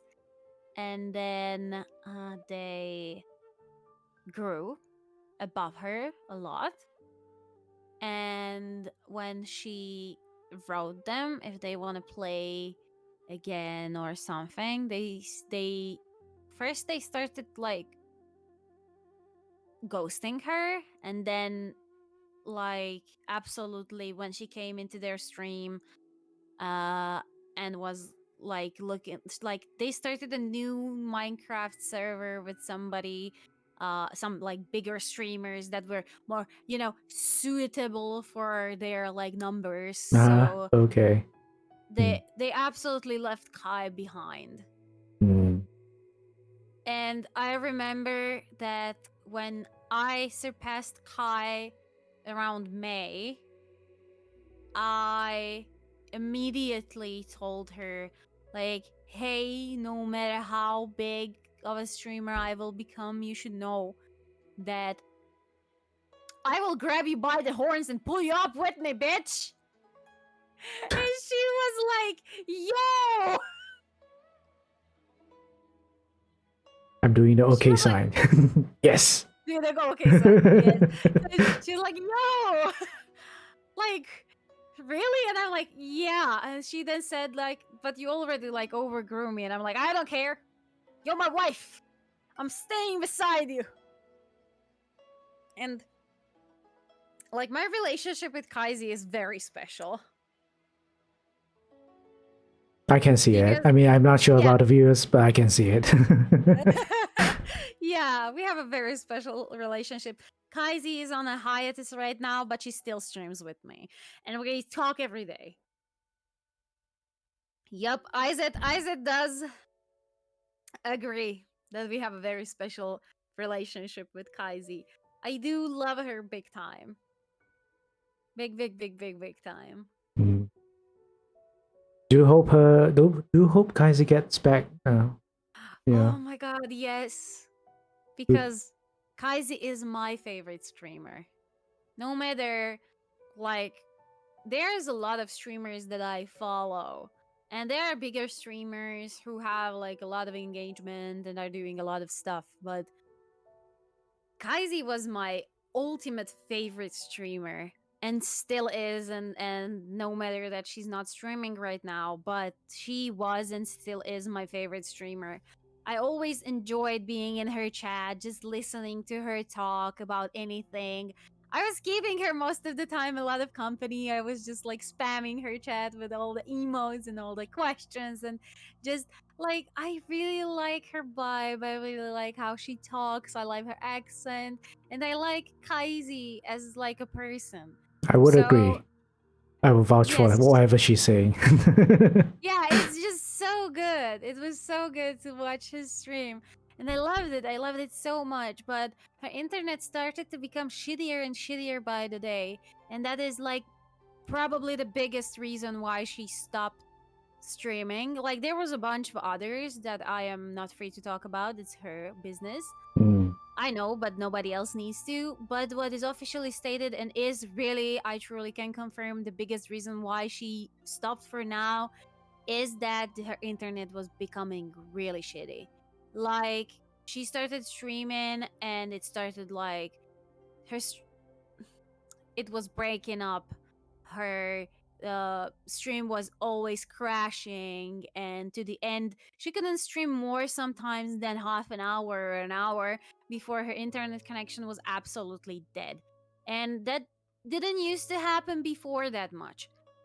And that is one of the things why she was like, okay, i I want to do that and that. She said she want to learn some new stuff before she starts VTubing. She is preparing to come back. She wants to rebrand. She said that before, so I'm allowed to say that. She wants to rebrand. She wants something that she will vibe with a lot better than her old model, just to feel better in her skin. Because she took like inspiration off of my VTuber, not like look wise, but how I feel like Rajka every time I'm Rajka, and I'm like, Rajka is me. Like, there is nothing about Rajka's appearance or anything that does not vibe with me on a deep level. She does very much resemble me in real life. That's true too, but she does look like I want her to, and it does feel, I feel very comfortable in her skin. It's basically like, imagine if I could, be her in a metaverse kind of like setting, or like a Sword Art Online kind of setting. I would not feel body dysmorphia or anything at all. And that is like a thing that Kaisi also wanted to achieve, to like feel very comfortable in like how she looks as a VTuber. You need to feel good in your own skin, like I that. totally agree on that. My model itself is also, I would say, yeah. When I was designing it, drawing it, I was mostly looking at myself and a bunch of different concept designs of myself. I made a bunch actually. There was a old model I had, which I did. I made myself, but it was before when I debuted. It totally did not match how I felt, in a sense, and how the way I speak and the way I present myself. That version of model looked much younger, looked much more younger, and have a lot more feminine traits of such. But softer, rounder features. I understand. Yes, and didn't felt appropriate with my voice and how I actually look in real life. And then so when I decided to do this full time for real, I was like, maybe I should. Before I actually quit my job, I should start designing another model. And of course, this is not the one. This is the vampire version of myself. There is an original version I will revert back to. I'm not sure people want me to revert back to, because there are a lot more people like this one. I don't know why. I don't know why at all. It is. It is very cool, and it has a great personality. Actually, that's probably why. But yeah, maybe I will. If I have time, I'll probably redesign a bit on my model. But if you're thinking of how I look like in real life, probably you'll find, if you're like a stalker or maybe if you manage to find my profile, you find I don't really care, because if you find it, then you'll probably find out I'm an actual lawyer as well. But I have facial hair. I'm not hiding. That's something I included. Was not included in my model previously, and dark eyes, dark circles around my eyes, and all that stuff. Quite representative of me. But you see that Rajka also has dark circles under her eyes. I see. I think most people have dark circles in their eyes. But on that note, I just realized we had kind of matching glasses. Both are red. Yeah. I tinted. I changed the color of my glasses. It's usually blue color, and it's not tinted like that. But yeah, going. I Yeah. modeled my glasses off of exactly the glasses I have. Actually, mine too. Nice. Actually, mine too. It's just that mine is like fully rimmed. In real life, I'm holding it right now. You can see on my hand. Oh my god. Yeah. So yeah, that's the only difference with mine. And yeah, it's black. In real life, it's black. But going back to the VTuber thing where VTubers are just chasing clout. I don't know. Is it a good thing or is it a bad thing that VTubers that kind of are successful think like that, solely think like that? Like they have either have they have thousands of followers or ten thousands of 100,000 followers. There are content creators who think like that, and as in just think about the money and not much anything else. They don't care about forming any sort of relationship with the community in a more wholesome sense. But the people are there, and I'm not going to name anyone, but if anyone is within that Malaysian VTuber community, recently there is this thing that kind of exposed that person. Oh my, so we are talking about an actual person. Oh my. Actual VTuber. Actual VTuber. Oh my. But suffice to say, spill the tea, I'm not going to say any names, but just describing whatever names, but spill the tea. Whatever the person was doing, it just exposed themselves as probably just looking at numbers. And basically on Twitter, that person went on to say, like, they did two things, right? Of course, they are both related. First, they accused someone, another Malaysian VTuber, of how do you say, buying followers. They accused him of buying followers. You heard of that before, right? I probably talk about this on my stream as well. They accuse him of buying streamers. They accuse him of like starting, because they started out with having no content on their platform. I was like, okay, seems legit, that kind of claim. But then who are you talking about? But maybe there are reasons for that. I was like, okay. Then I did a little bit of digging, spoke a little bit with a few other mutuals. Apparently, it wasn't true. Of course, it wasn't true, right? People who have followers suddenly have thousands of followers or something like that without having any content. There are reasons for it, which I found out is there's one, obviously, would be they rebranded. They rebranded from a previous account, so probably they made a new account, but told them told their fans, told their community, this is the new me now. So if you want to continue for supporting me, then go to this, follow this channel, follow this account instead. So probably that's what happened, right? And that's one thing. The other thing I found out is they do have content. They do have content. It's not like they absolutely have nothing, that like their Twitter account is empty or something like that, and it's just they are like OC or original creation, or they are reference shit or something like that. They do have account. They do have a Twitch account. They do have a YouTube account.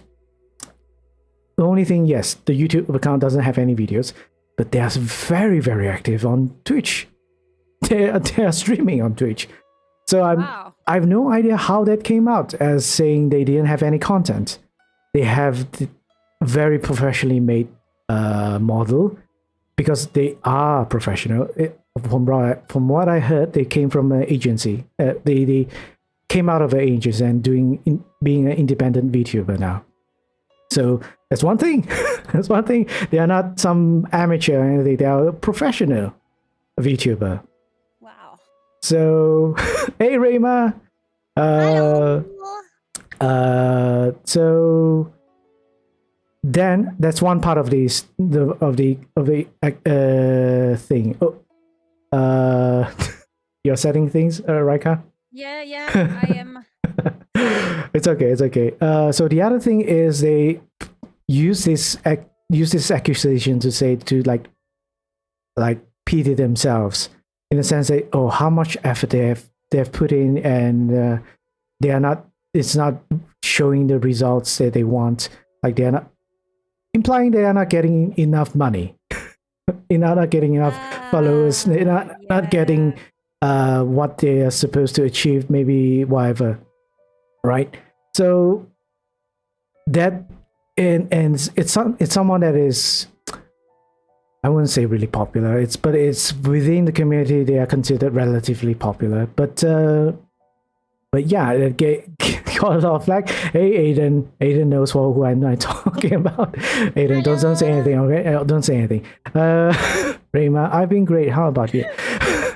I'm doing good. We're doing a impromptu podcast. Rajka just popping in because I was like, I was supposed to be playing a horror game, but I was like taking a break and pausing and talking about certain stuff, like VTuber networking and stuff. And then she was free. I was like, what? She asked want to come in. I was like, yeah, sure, definitely, no problem. Really, she is in now. So we are talking. I've been been talking about for almost 3 hours already. We were just talking. And I enjoy it so much. Like, you have no idea. Likewise, I'm enjoying it as well.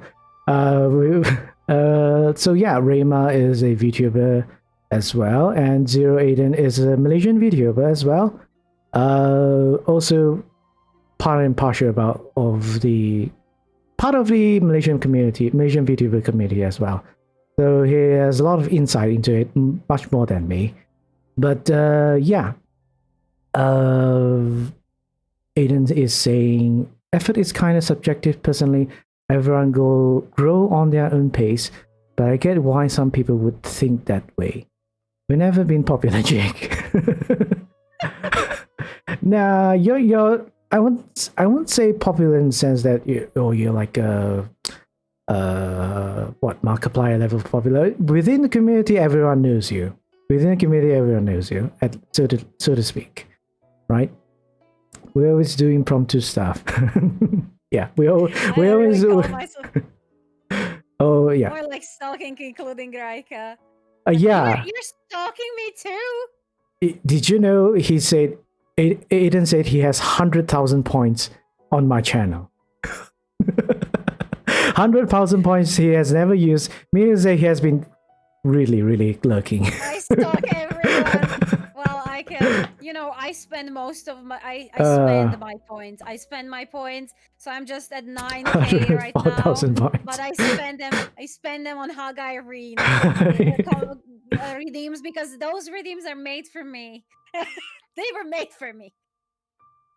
Well, you do like try to support all Malaysian VTubers, new and old. So yeah, I would consider you part of the community. At least the community that is doing the good work to help the community. Which I have my opinions, right? I have my own opinions on the Malaysian video community, which is we don't have a lot of people like Aiden. We don't have a lot of people like Aiden, where they generally are there to help the smaller videos, help give exposure to people. So yeah. Well, I have two topics I want to talk about. First one, I will channel to the one that you just started. So, give me a second. My mic was on the wrong spot.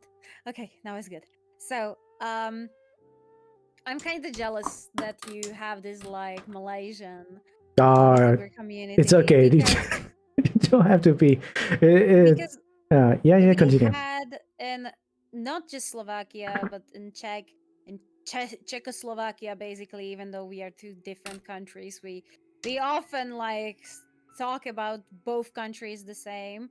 So in these two countries together, we had 15 VTubers. Oh, thank you for follow. TYTOWLY. Thank you for following, my friend.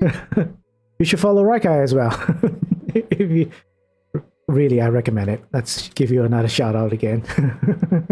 such a sweet player, Jake. So we had 15 VTubers in total, like, and they were not speaking English. Of course, they were speaking our natural, like, in our native language, either Czech or Slovak, on the streams. And sadly, from that time, only one VTuber who was speaking Slovak stayed, and she even streams only like once in a month. Mm-hmm. And then I there's another one, and I really like her. Her name is Rafilia. She's Mm. streaming in she is once in a excuse me. Yeah, once in a month. Once in a month. She's streaming once in a month. And yeah. But Rafilia is also a Slovak VTuber who speaks English, by the way. And I found out that she's Slovak just because she made a TikTok about my Slovak ancestors crying over me not using my birth giving hips for making children, but sitting on a chair and streaming for people on the internet. So that's how I found out she's Slovak, actually. And she's very nice. She has some mental troubles right now, so she doesn't stream that often. I think I saw her stream today, but she streams. I think she used to stream every day. Now she streams like 3 times a week, which I think is still enough, Mm. considering her. Thank you so much, Tai Toodly, for the follow on my channel. Thank you, thank you. So she doesn't like stream very often. The one that the one in the month one, and the second one we didn't even know she was Slovak, so we don't really have a community. Second thing is that feel free to call me Ty. Okay, I will call you Okay. Ty. Thank you for the follow, And Ty. yeah, Mhm. thank you for the follow, Ty. I mean, I'm a local, but my first language is English. People often guess my race would be almost 80% of the time because how my accent isn't Asian enough. I mean, if I Oh, didn't use my quote unquote Malaysian accent, would you know? Would you know I'm from Malaysia? Oh man. But then again, just a caution. There's a disclaimer. That's not how all Malaysians sound like. That's probably like a very stereotypical Chinese Malaysian old uncle sounds like. But or you know the famous Uncle Roger. I'm not sure people know about him. I know. I love him. He's Yeah. a very good comedian. I love he's not his real name is Nigel, and I really like his videos even as Nigel. So Yes, his I real do name like is him. Nigel. You don't have a Malaysian accent there? What do you mean? Are you saying when I'm doing an Malaysian accent or while I'm speaking like this? Because yes, When you're speaking normally, I could not tell. I could not tell. Yeah, I mean, I don't even know what this is. Like me neither. Me neither. I don't know what this is because code doesn't have an accent at all. Mm, And I have an accent, especially my English is still not as good as his. But I'm mm, trying to improve, especially while after I started streaming, my talking became a lot better, especially because I speak with people who are native in English, like Kaisi mm. and Snow. But there are like stuff that I Good still thing you like don't didn't learn know. from me, because I'm technically not a native speaker. Like Aiden said, our official national language is Malay, and English is just something that we are supposed to be encouraged to speak as a second language, apart from our native language as well as national language. That's why I think Aiden knows 2 languages. I know 3 languages because Aiden's national language is also his native language. So yeah. So when the thing is that when I will start this, like, I don't have really a Slovak accent that strong. But when I will start stream with Kelbish, my best friend, I could used to call him Based, but his name is really Kelbish. And so with Kelbish, when I will start the stream, people will hear the Slovak accent because he is better at English than me. The only issue is that he has a lot less practice in speaking English than me. So he has this like accent. But that's like all. So I am jealous of the community you have because we don't have anything like that here. I don't have any VTubers in my area or in my country even to speak to. I would say Because it's because it's not as popular as in Europe, right? It's pretty recent thing for you, or have you always known about VTubers? I knew about VTubers from the very start, from the very first that ever Kizuna I think was her name. Ah, I knew about them. I just, this is actually very funny. And please don't think anything bad about Kelbish or Code. But when I told them the first time, a few years back, that I want to start streaming, they discouraged me. And I mm, believed them. mm, They told me I will never make it. I will never, nobody will watch me. I will be one of those streamers who have like one or two people on their stream for mm. years and then I will bitterly quit. So they told me that. So if my best friend and the love of my life can tell me this when they know me, I thought that that's the only truth and that I won't be able to become anything better. So I just didn't do it. Then when I became very fed up with the work system, Who said who that? I said mean, that? It was never my husband and my best friend said you're that. gonna kill your. He wants to kill your husband, best friend. Oh man. So I started doing weight loss videos last year before my hands started like getting fucked up. And I was not getting a lot of traction. I was trying to do it through friends. I was sending out my videos to friends to watch it and stuff, and I was not very successful with that. I loved my videos, by the way, but I did not feel like this is the thing I want to do because when I told because when I started doing videos on YouTube, again, Kelbish and Coat told me, because I told them that I want to do gaming content, and they were like, that's too oversaturated. You will never make it.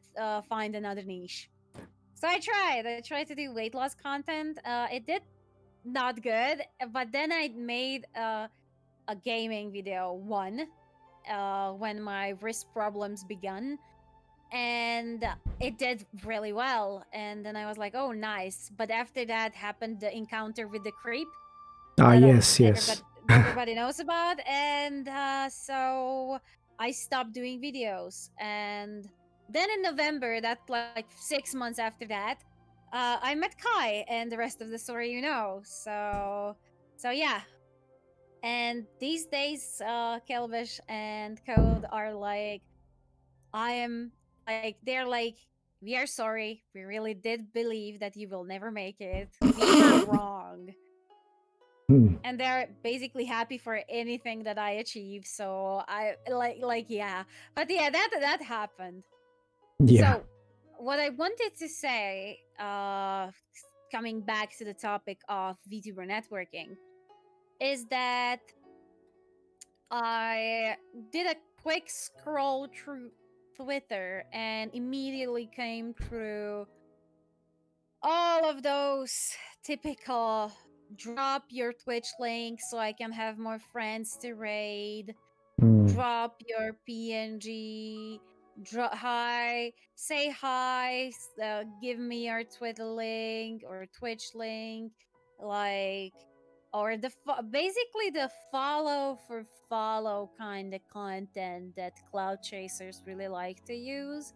because a lot of people like came out with that like, hey, drop your Twitch link so I can follow you, and they await you following them too, and when you don't, they unfollow. Hmm. Yeah, uh, at the at the very beginning, when I was just learning the magic of networking and I did not know the unspoken rules, the etiquette about it, I really often like responded to these stuff because I thought that it is really about becoming friends.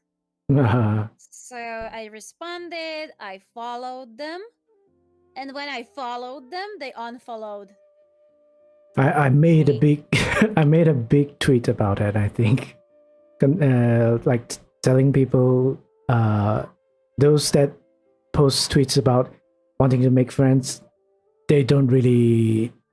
All don't have the same definition as of what friends is, especially in the internet.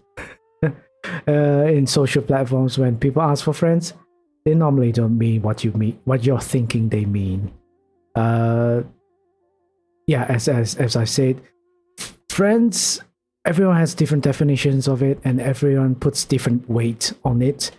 And don't be fooled by it, or don't be too naive about this sort of tweets.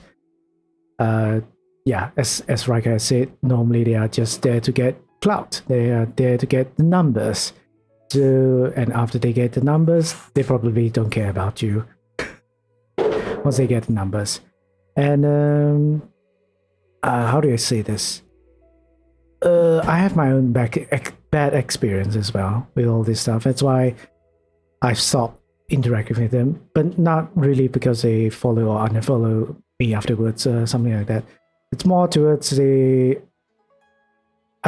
even interact any type of that, like asking for feedback or asking for opinions or stories on what's your experience as a VTuber, what do you want to do, what's your goal, those type of tweets. Those type of tweets, like asking why are you being a VTuber, what's the reason why you're being a VTuber and such. It's like, that's not bad if people are genuinely thinking of wanting to know why I do things, or wanting to know what other people want to do things. And yeah, let's interact with those, right? We want to know each other, what we are doing. But after one bad experience, which basically I think I wrote something. I forgot whatever I wrote, probably about why I'm doing this. And apparently that wasn't the goal for that person, whoever it is. I totally forgot who he is. Was apparently to recruit people into their Discord server. It's like, we are building this VTuber community, and we would like you to join it. I was like, why? why do I want to join your Discord server? I thought we would just genuinely want to see what other people are doing. But nope, they're just recruiting people like a cult. I genuinely felt like it was a cult. It's like, oh, okay, never mind. Well, fairly well. Yeah, farewell, bye. Well, that's the thing, that these, yeah, as Aiden said, that to be fair, that every new VTuber fallen into that kind of trap. Yeah. True. I haven't responded to that kind of tweet for more than a year. Like, I sadly, it is shameful, but I did fall into that trap. I In a mean, sense, some VTuber community are sort of a cult. we Well, yeah, all have to make mistakes to better ourselves, to improve ourselves, to avoid making the same mistake again. So yeah, I would say it's inevitable to encounter these sort of situations. We have to experience it firsthand. Then we only know how reality is. It's like not within our rose-tinted eyes to see, oh, all VTubers are good or anything like that. I mean, majority of VTuber communities are nice, are kind, friendly, but then amongst the friendly people, there is going to be bad apples, unfortunately, right? nice one, Jay. So yeah, I mean, So we say the bad things about all these tweets. So what is left with the solution, and what's the thing we should be doing really in terms of networking? I would say is being genuine. Yeah, being genuine. the If the you only really wanna, the only way to really network with people that really like finding us, like Rajka, for example, is watch their content, really interact with them, see what they're all about, do a background check. Although it sounds wrong, sounds stalker-ish, but it is what you have to do to make sure people are genuine, sincere in whatever they are trying to do. Don't just take people's tweets or whatever their statements or whatever they post on the internet as what it is. There are always some underlying intentions behind it. The only way to find out if they really want to network with you, help each other, or benefit each other, or be friends, is to interact with them, see how they talk with you, how they socialize with you, how they respond to certain things or personalities or beliefs or whatever. Yes, Rajka? well, I don't know if Mummy is still here, but he's a big example of how that thing can affect a person. How cloud chaser can affect a person. I don't know if you noticed, if you knew that some time ago, Mummy took off some time for his mental health, for himself to Mm, get together because he became burned out. yeah. I saw the tweet. You saw the tweet. So the thing is that a lot of VTuber like supporters become really quickly burned out Uh, because Either burnt out or they can't take the, how do you say, publicity, because from what I can tell, there's a lot of VTuber supporters, all right, but a lot of them, not a lot of them, some of them ended up being unfortunately bitter in, because like the one I mentioned, the VTuber that was like just focusing on numbers. If like say you're supporting other VTubers for the sake of your own benefit and not to generally help people, like be happy about helping people, you're going to get really easily stressed out. You're like, oh my god, I'm helping I'm pretty sure you're gonna have this mindset of, oh my god, I help these people, but why am I not like reaping the fruits, or how do you say, reap getting benefits. Man, getting benefits. Then I'm not gonna name anyone because some of them are really popular, but there's this one VTuber supporter where they are high up in the numbers. They are like one of the original Mummy Mortem's VTuber supporters, but because of like wanting to get their own channel to, I think, reach partnership or something like that. They want to get partner status. They also, at the same time supporting VTubers, at the same time they also want to push for partner, but ended up burning themselves out because VTubers, that's not how you become a partner. It's very, very difficult to try and say that you're helping, to tell people that you're helping VTubers at the same time that you want to be a partner, you want to benefit from it. It's, if you're pushing it equally, maybe you can justify it, but if you're like pushing it and then if you don't see the results and you complain about it, it's, I don't know, for me it's gives me a sour note if I see it, and I was like, oh no, you shouldn't be doing that. But I would say, understand, people are people. I will understand it. People get burned out, people get stressed out, because of certain personal objectives they couldn't meet. So yeah, but then again, it on a more of a, how do you say, public image, it's not good. I don't know. What do you think, Rajka? I totally agree with that. Give me a second. We have one VTuber support that are very consistent. She's practically famous in my VTuber space. Same sentiment here, says Aiden.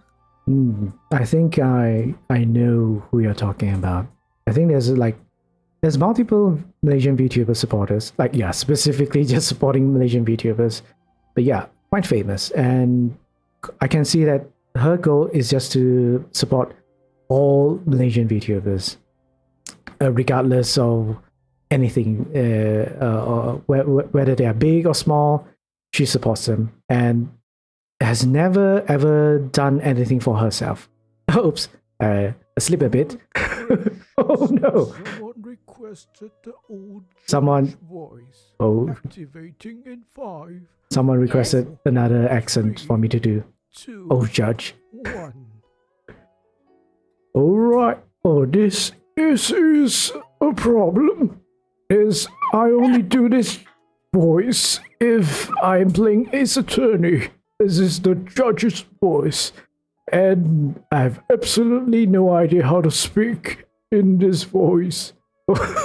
Please, Rajka, save me. I save you? I can speak in that voice.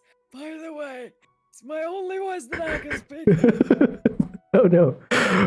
Rajka has been forced to do this old man voice as well. But any case, yes. But that's the only voice I can do. It's the only other voice than myself that I can do. I cannot do any other voice. I see. You do a pretty good job at it, though. Thank you. It's maybe because I was playing an old lady in a theater game when I was younger. I see. But yeah, if you really truly want to be a fully support VTuber supporter, then you will try not to promote your own self, because that would be seen as disingenuous, regardless of your intentions, alright? Maybe you are trying to justify that you wish to use getting a source of income to better support your VTuber friends, but I don't see that as quite a reasonable justification, alright? Because you can already do what you're supposed to be doing, supporting VTubers through all these social platforms. I don't see why there's a need to fund your endeavor. If you have been burnt out by supporting VTubers, I believe, yes, you should be taking a break instead, right? And if you wish to, how do you say, make your own content, you should try to separate your supporting account, your VTuber support account, with your content creation account, so that there's no conflict of interest. That is my suggestion in any case. Sorry. It's okay. I So- think it's already 3 minutes, maybe. Okay. So when it comes like why I said like mommy, because when I read his Twitlinger about that was one of the things that like struck with me, that striked me, that he really like spend a lot of time helping others. And Devi, my very good friend, my slime kitty daughter, Devi, the deviant. Mhm. Now she is Devian. She also used to be a VTuber supporter and stopped because people were using her just like a bot, like a like you know, the retweet bot. And that is something that I truly do not like about like the, not the VTuber supporters, but the people, how they treat them. Yeah. You know, that's Mm. why I said that I think VTuber supporters Especially Of- mommy must have a of lot of mental resistance or oh, they have a lot of, mental strength. experience with people like that. Yeah, as in, if you have to know how to deal with people giving you sort of a unwarranted feedback or unwarranted requests or things that are unreasonable, that treating you just as a tool, just as a way to for their own benefit. You have Exactly. yeah. I think that's like the biggest hassle risks of becoming a VTuber supporter is that people will use you for clout. Like I remember when mommy went on the hiatus, like when he went for his break, because one day I tagged him and he always retweeted my tweets, and that time he didn't, and I was like, my immediate thing, like the immediate thing that I was thinking was, oh my god, is he okay, is he alive, is he fine?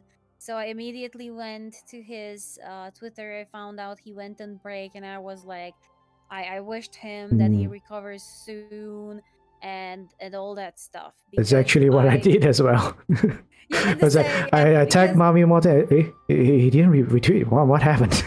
It's like, okay, he's on a hiatus. Okay, understandable. yeah, and I was very careful when, even when he came back, I was very cautious if he will retweet.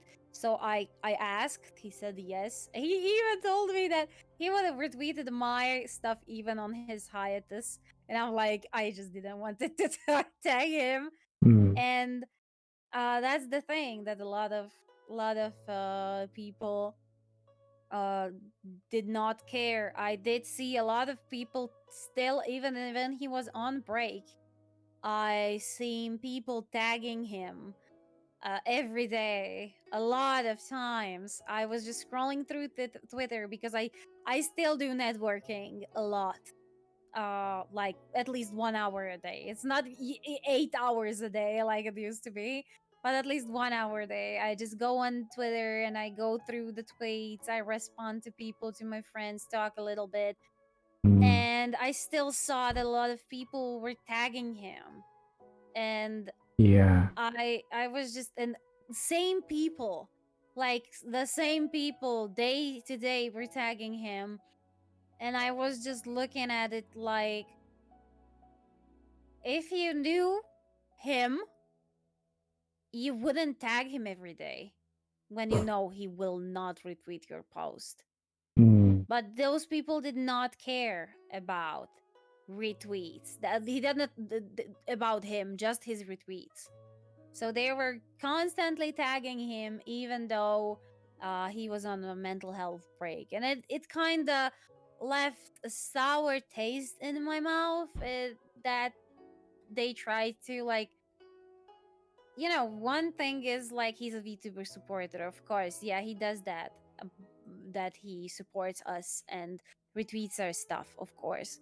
But you should care about that person too. Like when mommy, I go to mommy's streams when he streams a lot. I do talk to him even outside of retweets. But there's a lot of people who really use him just like a retweet bot. Don't talk to him, and don't really, uh get to know him, and like don't treat him as a person. And I think that must be a really hard, like, toll that it takes on the mental health of a person who is trying to just help others. Mm.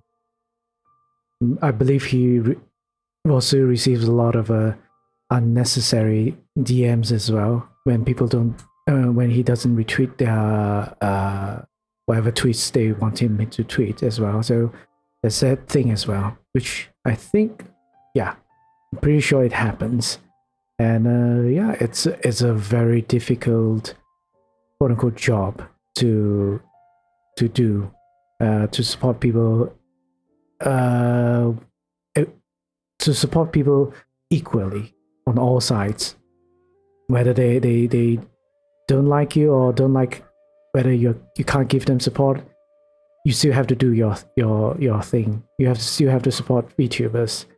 So yeah, I really commend people like Mommy Morton being able to do these things and continue to do these things for such I don't know, it's been what, more than 9 months or more than that, a lot longer than that, I think. More. I think we started around the same time with Mummy, so it yeah. would be around 8 to 9 months. Yeah, now that I've started, now that we have been doing this content creation, it feels like there is like different generations of VTubers. We're part of the Mommy Morton generation, and Aiden here is like really old in the sense of VTuber community. He's like he started like what, 2 years ago, so he's like from a different batch of VTubers. Yeah, he's from different generation. A different generation. That's why I only support silently and not in public space. Is it? I just stalk people. It's sad that some people just treat people as tool, a bot to gain advantage. It's dumb. It's dumb. Personally. Well, yeah. Welcome to the dark side of humanity. Close to 3, I mentioned. Oh yeah. Oh my. Almost 3 years. You really are a different generation than we VTuber babies here. Yeah, he is quite a professional, I would say. He has a lot of background on. I think he even has a local. He did a local podcast for the local radio in Malaysia. So yeah, he is like a IT developer as well. So a lot of technical stuff he knows. So yeah, if any problems or anything you have with technical issues with your stream, he's the person to look for. Wow. But yeah, the other thing I wanted to say, I literally see people tagging, like they probably have a list of something. The entire tweet is just full of VTuber tweets. Twitters, how do I say? VTuber supporter accounts. Like literally, their entire tweet is just all of them, list out all, tag all the VTuber supporters. It's like, okay, are you so? I don't mean to sound that mean, but that's you're literally treating them as bots. Because there are actual bots. There are actual bots that retweet your tweets if you really want to.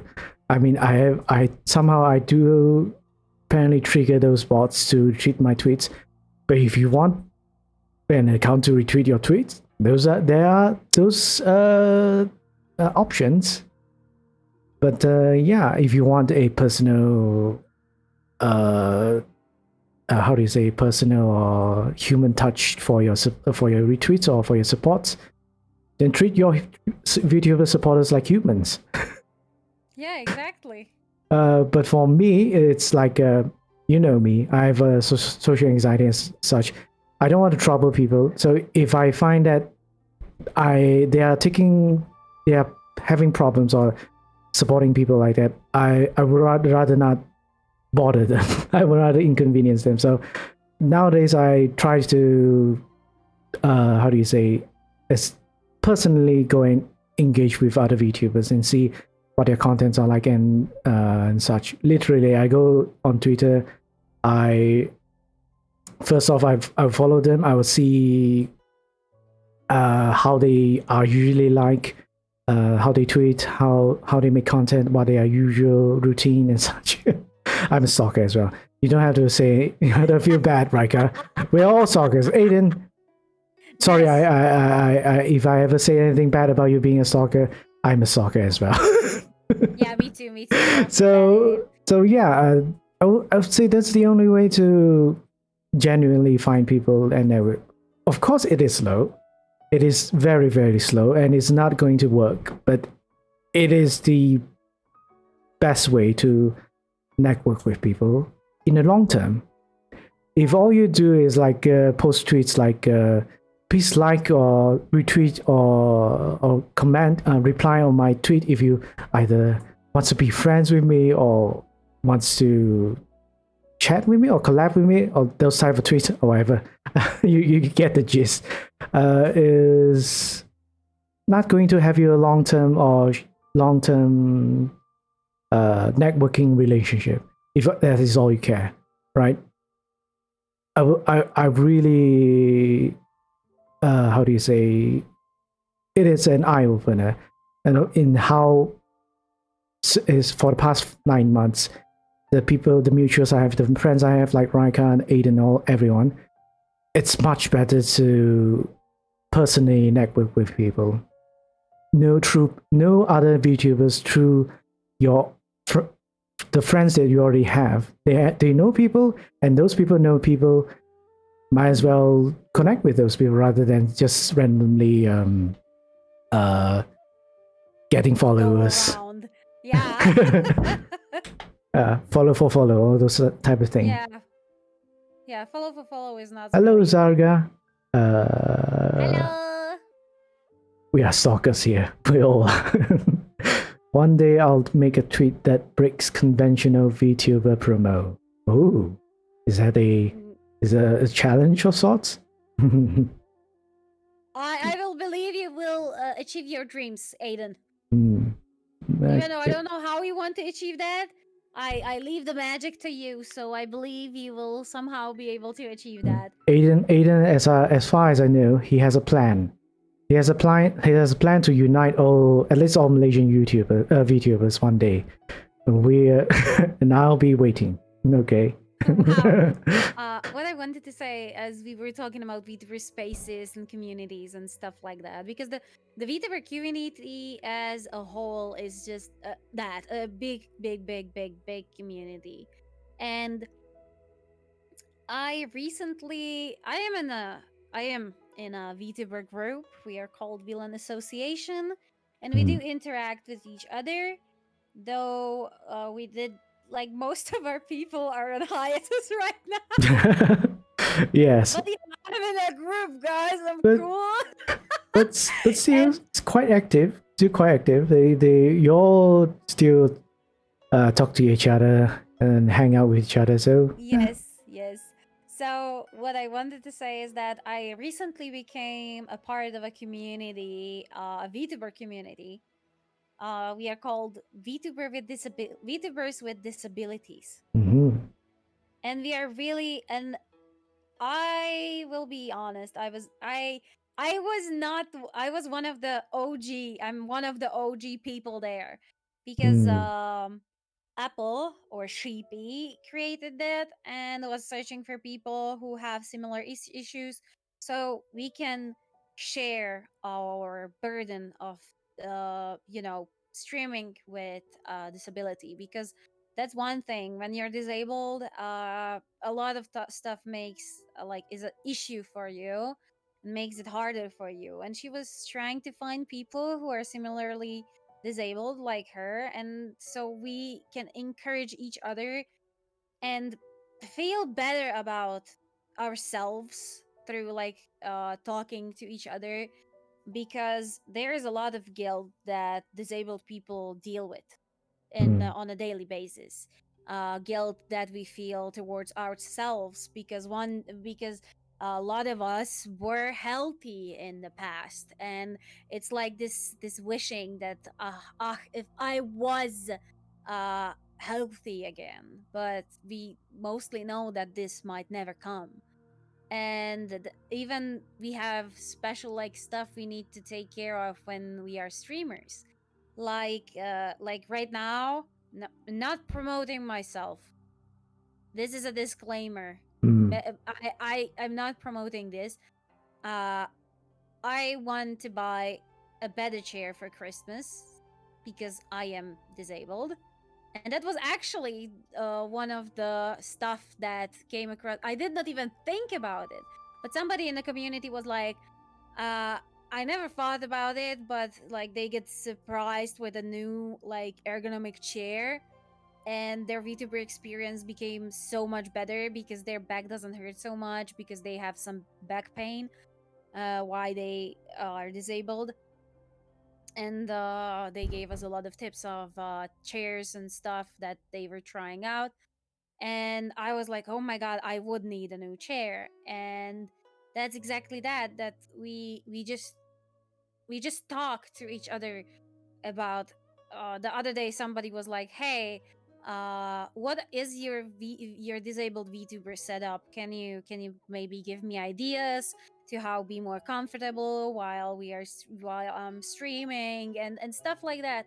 And we like there was over 75 responses to that tweet from all of us. I know I left there three with recommendations that help me as a disabled content creator to have a more pleasant experience sitting behind a PC, because we all know that I stream at least 6 hours every time I start streaming.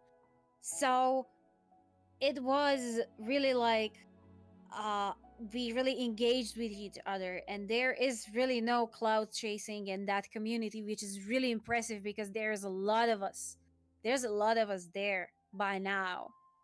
And like when I tweeted that I have my meds finally worked, I hashtagged the VTubers with disabilities, and people were like reacting to it that finally yes. So we talk about issues that relate to really like our little group of disabled people, and give each other like tips how to make the experience a lot better. And that, for example, I think is a good little community, because we don't have any drama. That's another thing that I still, in 9 months of my streaming, 10, oh my god, it will be 10 months, it's 10 months, sorry. So in 10 months of my streaming, I did not encounter any drama at all. I Very am I'm nice. on, I'm on Twitter every day, really every day, at least 1 hour I'm there, and I did not see any drama. Every drama that I did like see there was people complaining about some drama that they found. But I like the core drama that people are like, whoa, this happened, this VTuber, this streamer, this person did this. It never like lands on my For You page. It's never there. Like the other I what is 2 months ago or a month ago, when there was this lady who was using the VTuber hashtag or what for her banana naked stream, or what was it? Uh-huh. I did not know about that. Kaisi had to tell me. She was like, how do you feel about that?" And I'm like, "I don't know what you're talking about." She's like, "What? How did you Oh. miss it?" And I'm like, "I 3 or 4 months ago." Okay. So I was like, well, I did not see anything like that on my For You page. So can you explain to me? So Kaisi sent me a bunch of tweets where people like were complaining about it. Then she sent me the channel of the person who was doing it, and I'm like, yo, this seems like a pretty big thing, but it did miss me, because I just don't see stuff like that. And I think that's because my networking is on point, that I just don't have stuff like that, and I don't search for stuff like that, so it just doesn't appear on my For You page. And Mm, nobody that I really follow uh retweets stuff like that. And even if they do, it somehow doesn't land on my For You page. mm. You're I lucky, Rika. I'm jealous. Yeah, I did a video on that. I did a video on people using the VTuber tag when they are not VTubers. But Even that thing, you came to my stream and told me about it. yeah, You remember? You yeah, I told me. remember. I did not know. I was like, yo, this is a thing? I did not know that is happening. I've made a Like, lot of angry tweet about some stuff. I mean, it really depends on, I guess, how do you say, quote unquote, the brand you have as a VTuber. My brand, a lawyer, whatever you want to call it, is that I do have to be aware of this sort of any sort of a quote unquote drama happening, especially with things that involve legal stuff like Twitch, whatever they're doing. It is something I have to look into whether they can or they can't, or is it involves any laws or not, as well as any drama between VTubers or artists or commissioner artists or anyone. It involves like contracts, disputes and all that stuff. As a lawyer, I mean, I have been trained. I have to deal with all this sort of stuff, even though I'm not a kind of lawyer that goes to court. There is still disputes happening, whether it involves suing someone or not. So yeah, you have to have a certain way of saying things, resolving things, writing things, making all sorts of agreements and stuff. That really helps me with how do you say deal with certain uncomfortable situations where maybe it involves probably not speaking. I'm bad at speaking, like right now, but if it involves a lot of writing, I can really. I write whenever I'm writing something seriously. I double check, triple check whatever I'm writing is correct. I fact check them. I give references for most of my stuff that I'm trying to disprove or prove. So yeah, since right, It's really the approach of a lawyer, thoroughly. And I like it. It is what makes me comfortable in trying to express myself. Is I don't want to just bullshit everyone. If let's say I'm trying to just give a statement on something that whether it's true or not, I will tell you, don't just listen to me. I could be wrong. Do your own research, okay? Check yourself. Check the terms and conditions yourself. All right. Don't just rely on me. I may say I'm a lawyer. I could be a baby or something. I could be I could be some fraudster or scammer. You know, you never know. I could be a very convincing person telling you I'm a lawyer and such. But yeah, at the end of the day, it's the internet. I always caution people: do your own research. Don't believe some random VTuber lawyer told you what you should be doing. Okay. I'm just a dorky cat boy. I think Okay. you're doing a really a lot of like for the VTubing community by just like creating all the videos. You create a lot of videos about topics that we need to know but are too lazy to research. But I don't know. Recently, Aiden, can I say about your tweet? Can I talk about your tweet? Let's hope you can. Oh, I Yeah, can. sure. We recently, I guess, at least in the Malaysian video community, we still have a lot of people who disregard the multi-streaming thing, where as an affiliate on Twitch, there's an exclusivity period in your agreement to say that you can't do simultaneous streams, like streaming on Twitch and on YouTube or on TikTok or whatever websites you're streaming at the same time. And at the end of the stream, you can't even upload any videos in regards to that stream, whether it is clips, whether it is edited video or the entire stream itself, the entire VOD. You can't upload it in different platforms until 24 hours has passed from the end of the stream. So apparently, extremely sad. You're not mad anymore. So yeah, apparently the old quote unquote old VTubers are still doing it, but newer VTubers are doing it. New VTubers that have become affiliates are doing it, regardless of. I mean, it is very apparent. I'm not sure. I'm not very clear, but I'm pretty sure they tell you to agree to the affiliate terms, affiliate agreements, terms and conditions. They tell you to read through it. I think in big letters or something like that. Read through them. They only agree them. but apparently people don't read to them, even though it's like just 1 page of contract. It's like one of the shortest contract I've ever read in terms of like a independent contractor terms and conditions. It's not long. It's really short. It's a really short terms and conditions, but apparently there is still something people don't want to read, unfortunately. I did read and retweeted that tweet actually, and I just realized it was from Aiden. I went back, and as I was like clicking it out, I accidentally unshared it, but I shared it back. I did read that tweet, and I did read a lot of the. I did read a lot of the responses.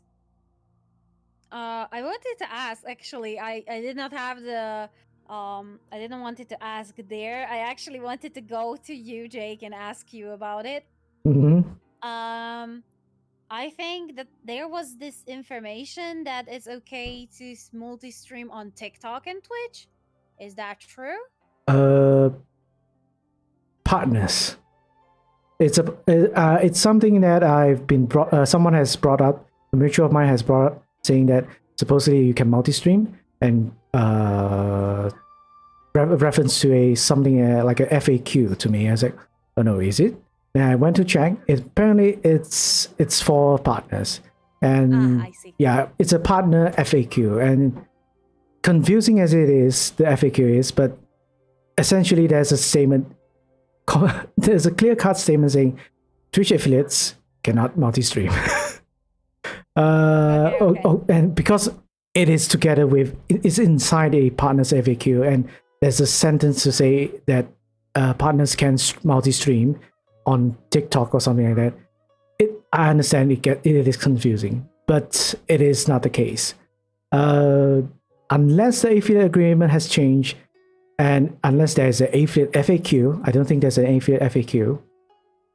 At the moment and right now of this stream, there is no removal of the exclusivity period. TikTok and Instagram only, in my memory serve correctly. Yeah, but then again, partner agreements are not public knowledge. We do not know the actual terms of each and every different partners. They all have different agreements. I see. They might have a general statement of what they can do or not, but they have their own terms and conditions, right? Like the revenue split. They have different revenue split for each partners.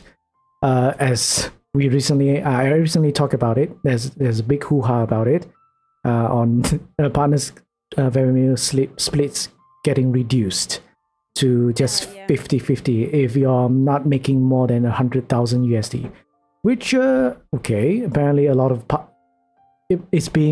more noise is being made. Makes it sounds like a lot of partners are getting 100,000 USDs apparently, more than per year. Anyhow, partnership agreements are different. They are negotiable depending on how big you are, and I'm pretty certain the ones that are raking in hundreds of thousands per week are able to negotiate better terms. And this is obvious. Some Twitch streamers are able to multi-stream, like famous example, Critical Role. They have been streaming on multiple platforms. I think at least on YouTube and on Twitch for however long they have been doing that for many years. And some do not stream on multi platforms for one reason or another. But yes, in super minimal, I can think of just one partner that are multi-stream. Yeah, there's not a lot of people do multi-stream because a lot of streamers are like interactive entertainment. If you can't interact with your viewers on multiple platforms, why are you doing that? Why are you doing multi-platforms? Can you respond to both or multiple platforms of replies or comments or messages at the same time. I don't think that's possible if you're an interactive streamer, of course. So it works for Critical Role because for them, they are just like doing a show. They are not really interacting with messages one by one like how we are doing.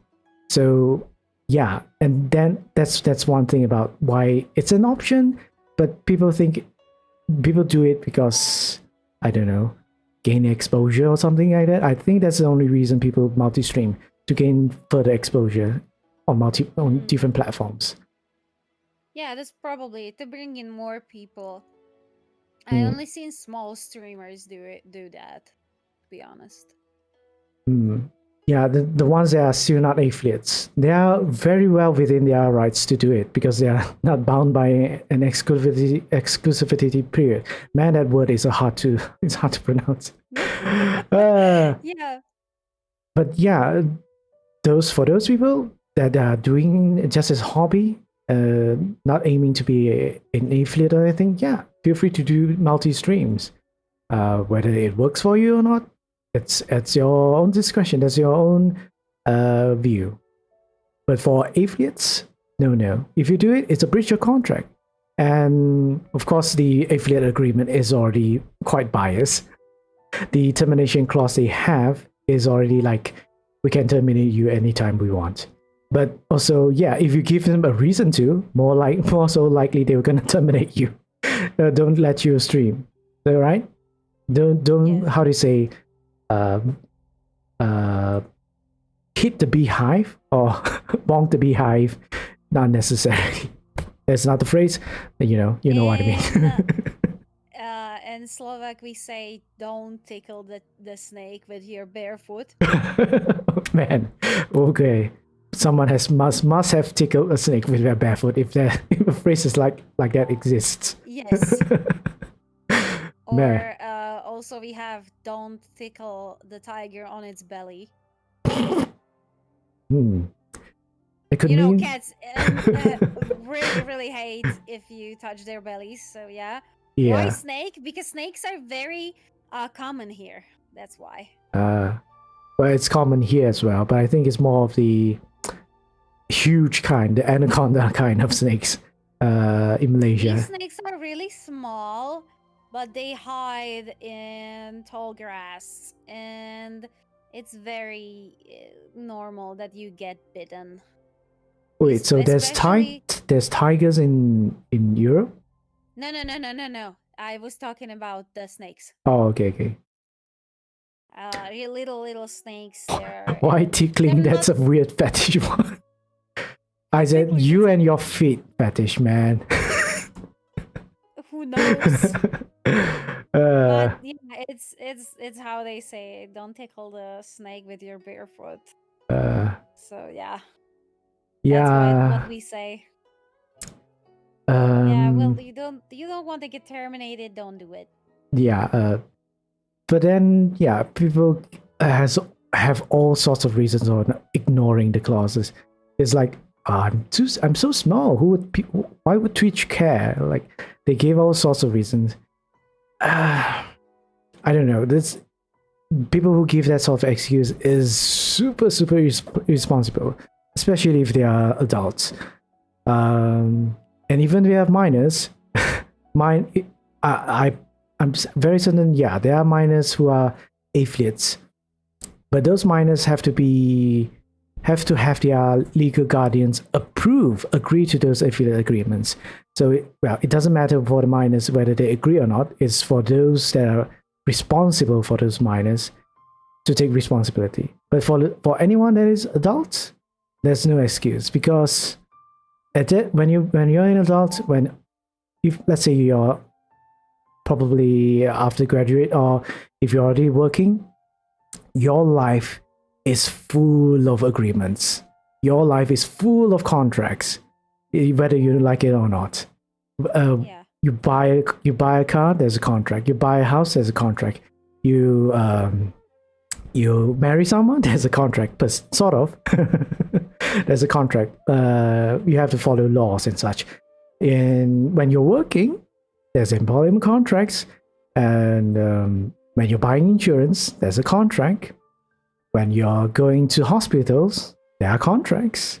So your entire life is full of contracts. When you think about it, you buy games, when you rent something, rent a room, everything involves contracts. So there's no reason for you not to read them. If you're not reading them, then you're gonna be in so full of trouble. Ignorance is not an excuse. Yeah, I mean, yeah. Exactly. It's not an excuse, but I understand why people are ignorant. And To the one thing you said about I'm too small for Twitch to care. I was streaming. I had just 3 streams on my old account where I was streaming with my face. And I did get a warning from from Twitch. I was streaming CS:GO, and I had the voice chat turned on. And CS:GO is not the friendliest to women, so Overwatch same. And the guys were really, really disgusting in the game. And because of that, and because I left the VOD up, even though I didn't say anything wrong, but you are responsible for what is happening in your stream. That means that if somebody is like really using that kind of slurs and that kind of threatening language, you should not keep the VOD. I did keep it because I did not know it, and I got a warning because of it. Some person might be like, I think you only get a warning if someone reported you. So I don't think it's an automated system. And yeah, someone don't like you, probably don't like you and reported you, and that happened. Yeah. As far as I know, how Twitch's report system is like, they don't manually monitor streams. That's for certain. Talking about that, yes. If people are wondering if it's inside the community guidelines to say that you have to be responsible for whatever other people are doing, yes, it is a thing in community guidelines. I think it's specifically for Twitch. I don't think YouTube has that kind of a community guideline rule where they say, I'm paraphrasing only, you have to check it yourself again. Okay, check the community guidelines yourself. Fact check, guys. Basically, what it says is all the violations, whatever community guidelines are, violations are, they specifically tell you this. You're responsible for your community.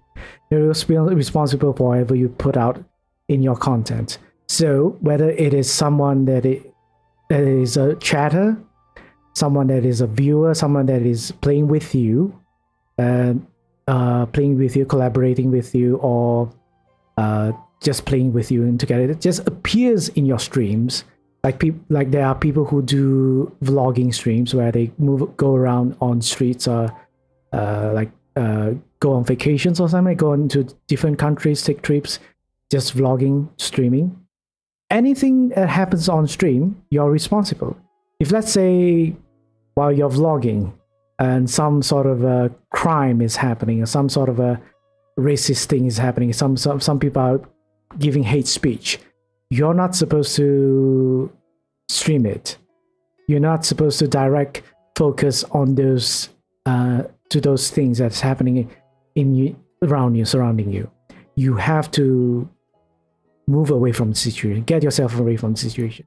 That's one thing. And if let's say your community, people that are following you, people that are playing with you, anyone, if they say anything wrong, if they do anything that would be in violation with community guidelines, you're responsible. You have to make sure they don't do any of those things. You can't say, I am out of control. They are not me. they can say whatever they want. No, you can't do. You can't be that guy. That is why I Yeah, keep. you can say that.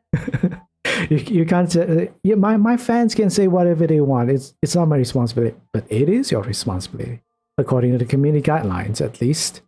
So yeah, and it also extends to other platforms. Apparently, it's that far-reaching for community guidelines. If you're saying bad things or encouraging your community to say bad things or harass people in other platforms like Twitter or something like that, you're responsible as well. And if Twitter finds out that you're using these platforms to spread hate, not in Twitch, you're still in violation of their community guidelines.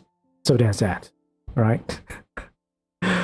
Exactly. That's why the hate rates are such an interesting concept to me. How the hell is it still happening? Yeah, it's happening, and I hope I never encounter it, but probably it is an inevitability. If let's say yeah, I'm not sure. I have no certainty whether my channel will grow, but if it does, I inevitably have to deal with this sort of situation, and I don't think I'm well equipped as am I right now. But If yeah, I'm correct, you don't have a stream deck, do you? I don't have the Elgato or whatever it is called, which immediately shuts down the chat or something like that. Yes. I have this emergency button that does all interesting stuff. Which I probably should get, but I don't know. It's a very good thing. Yeah, but in any case, I think we're getting too off tangent, and it's getting late. And Isaac is already dinner, and I do need to get some dinner as well. And I'm neglecting my wife. My wife is beside me, continuing her work. She just came back. So yeah, I think it is a good place to stop, I guess. Yes. So Thank you for having me, Jake. thank you so much for Rajka, for being here. Oh no, you don't do that. She's gonna kill me. You said yourself that you're gonna endure the consequences. All right. Oh, okay. You're gonna hear noises.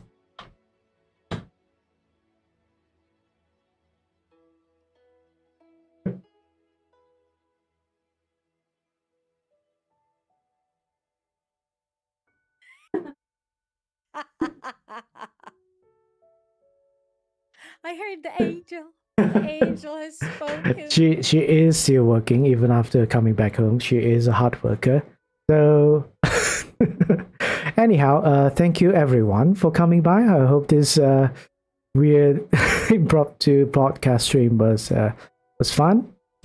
And I don't know, is this going to be a thing, Rajka? We totally can talk anytime.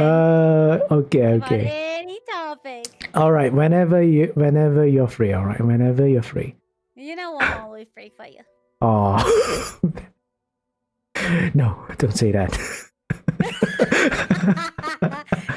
we can talk about any topics. If you think about topics that would be nice to discuss, I would totally love to discuss absolutely anything. I'm pretty sure we have so many things to talk about. The world has so many things to talk about. Thank you so much for having me. Thank you. Have a good dinner, everybody. Bye. Okay. Bye, everyone. I guess I have to do my. Whenever I end my streams, I guess I have to raid someone, as always.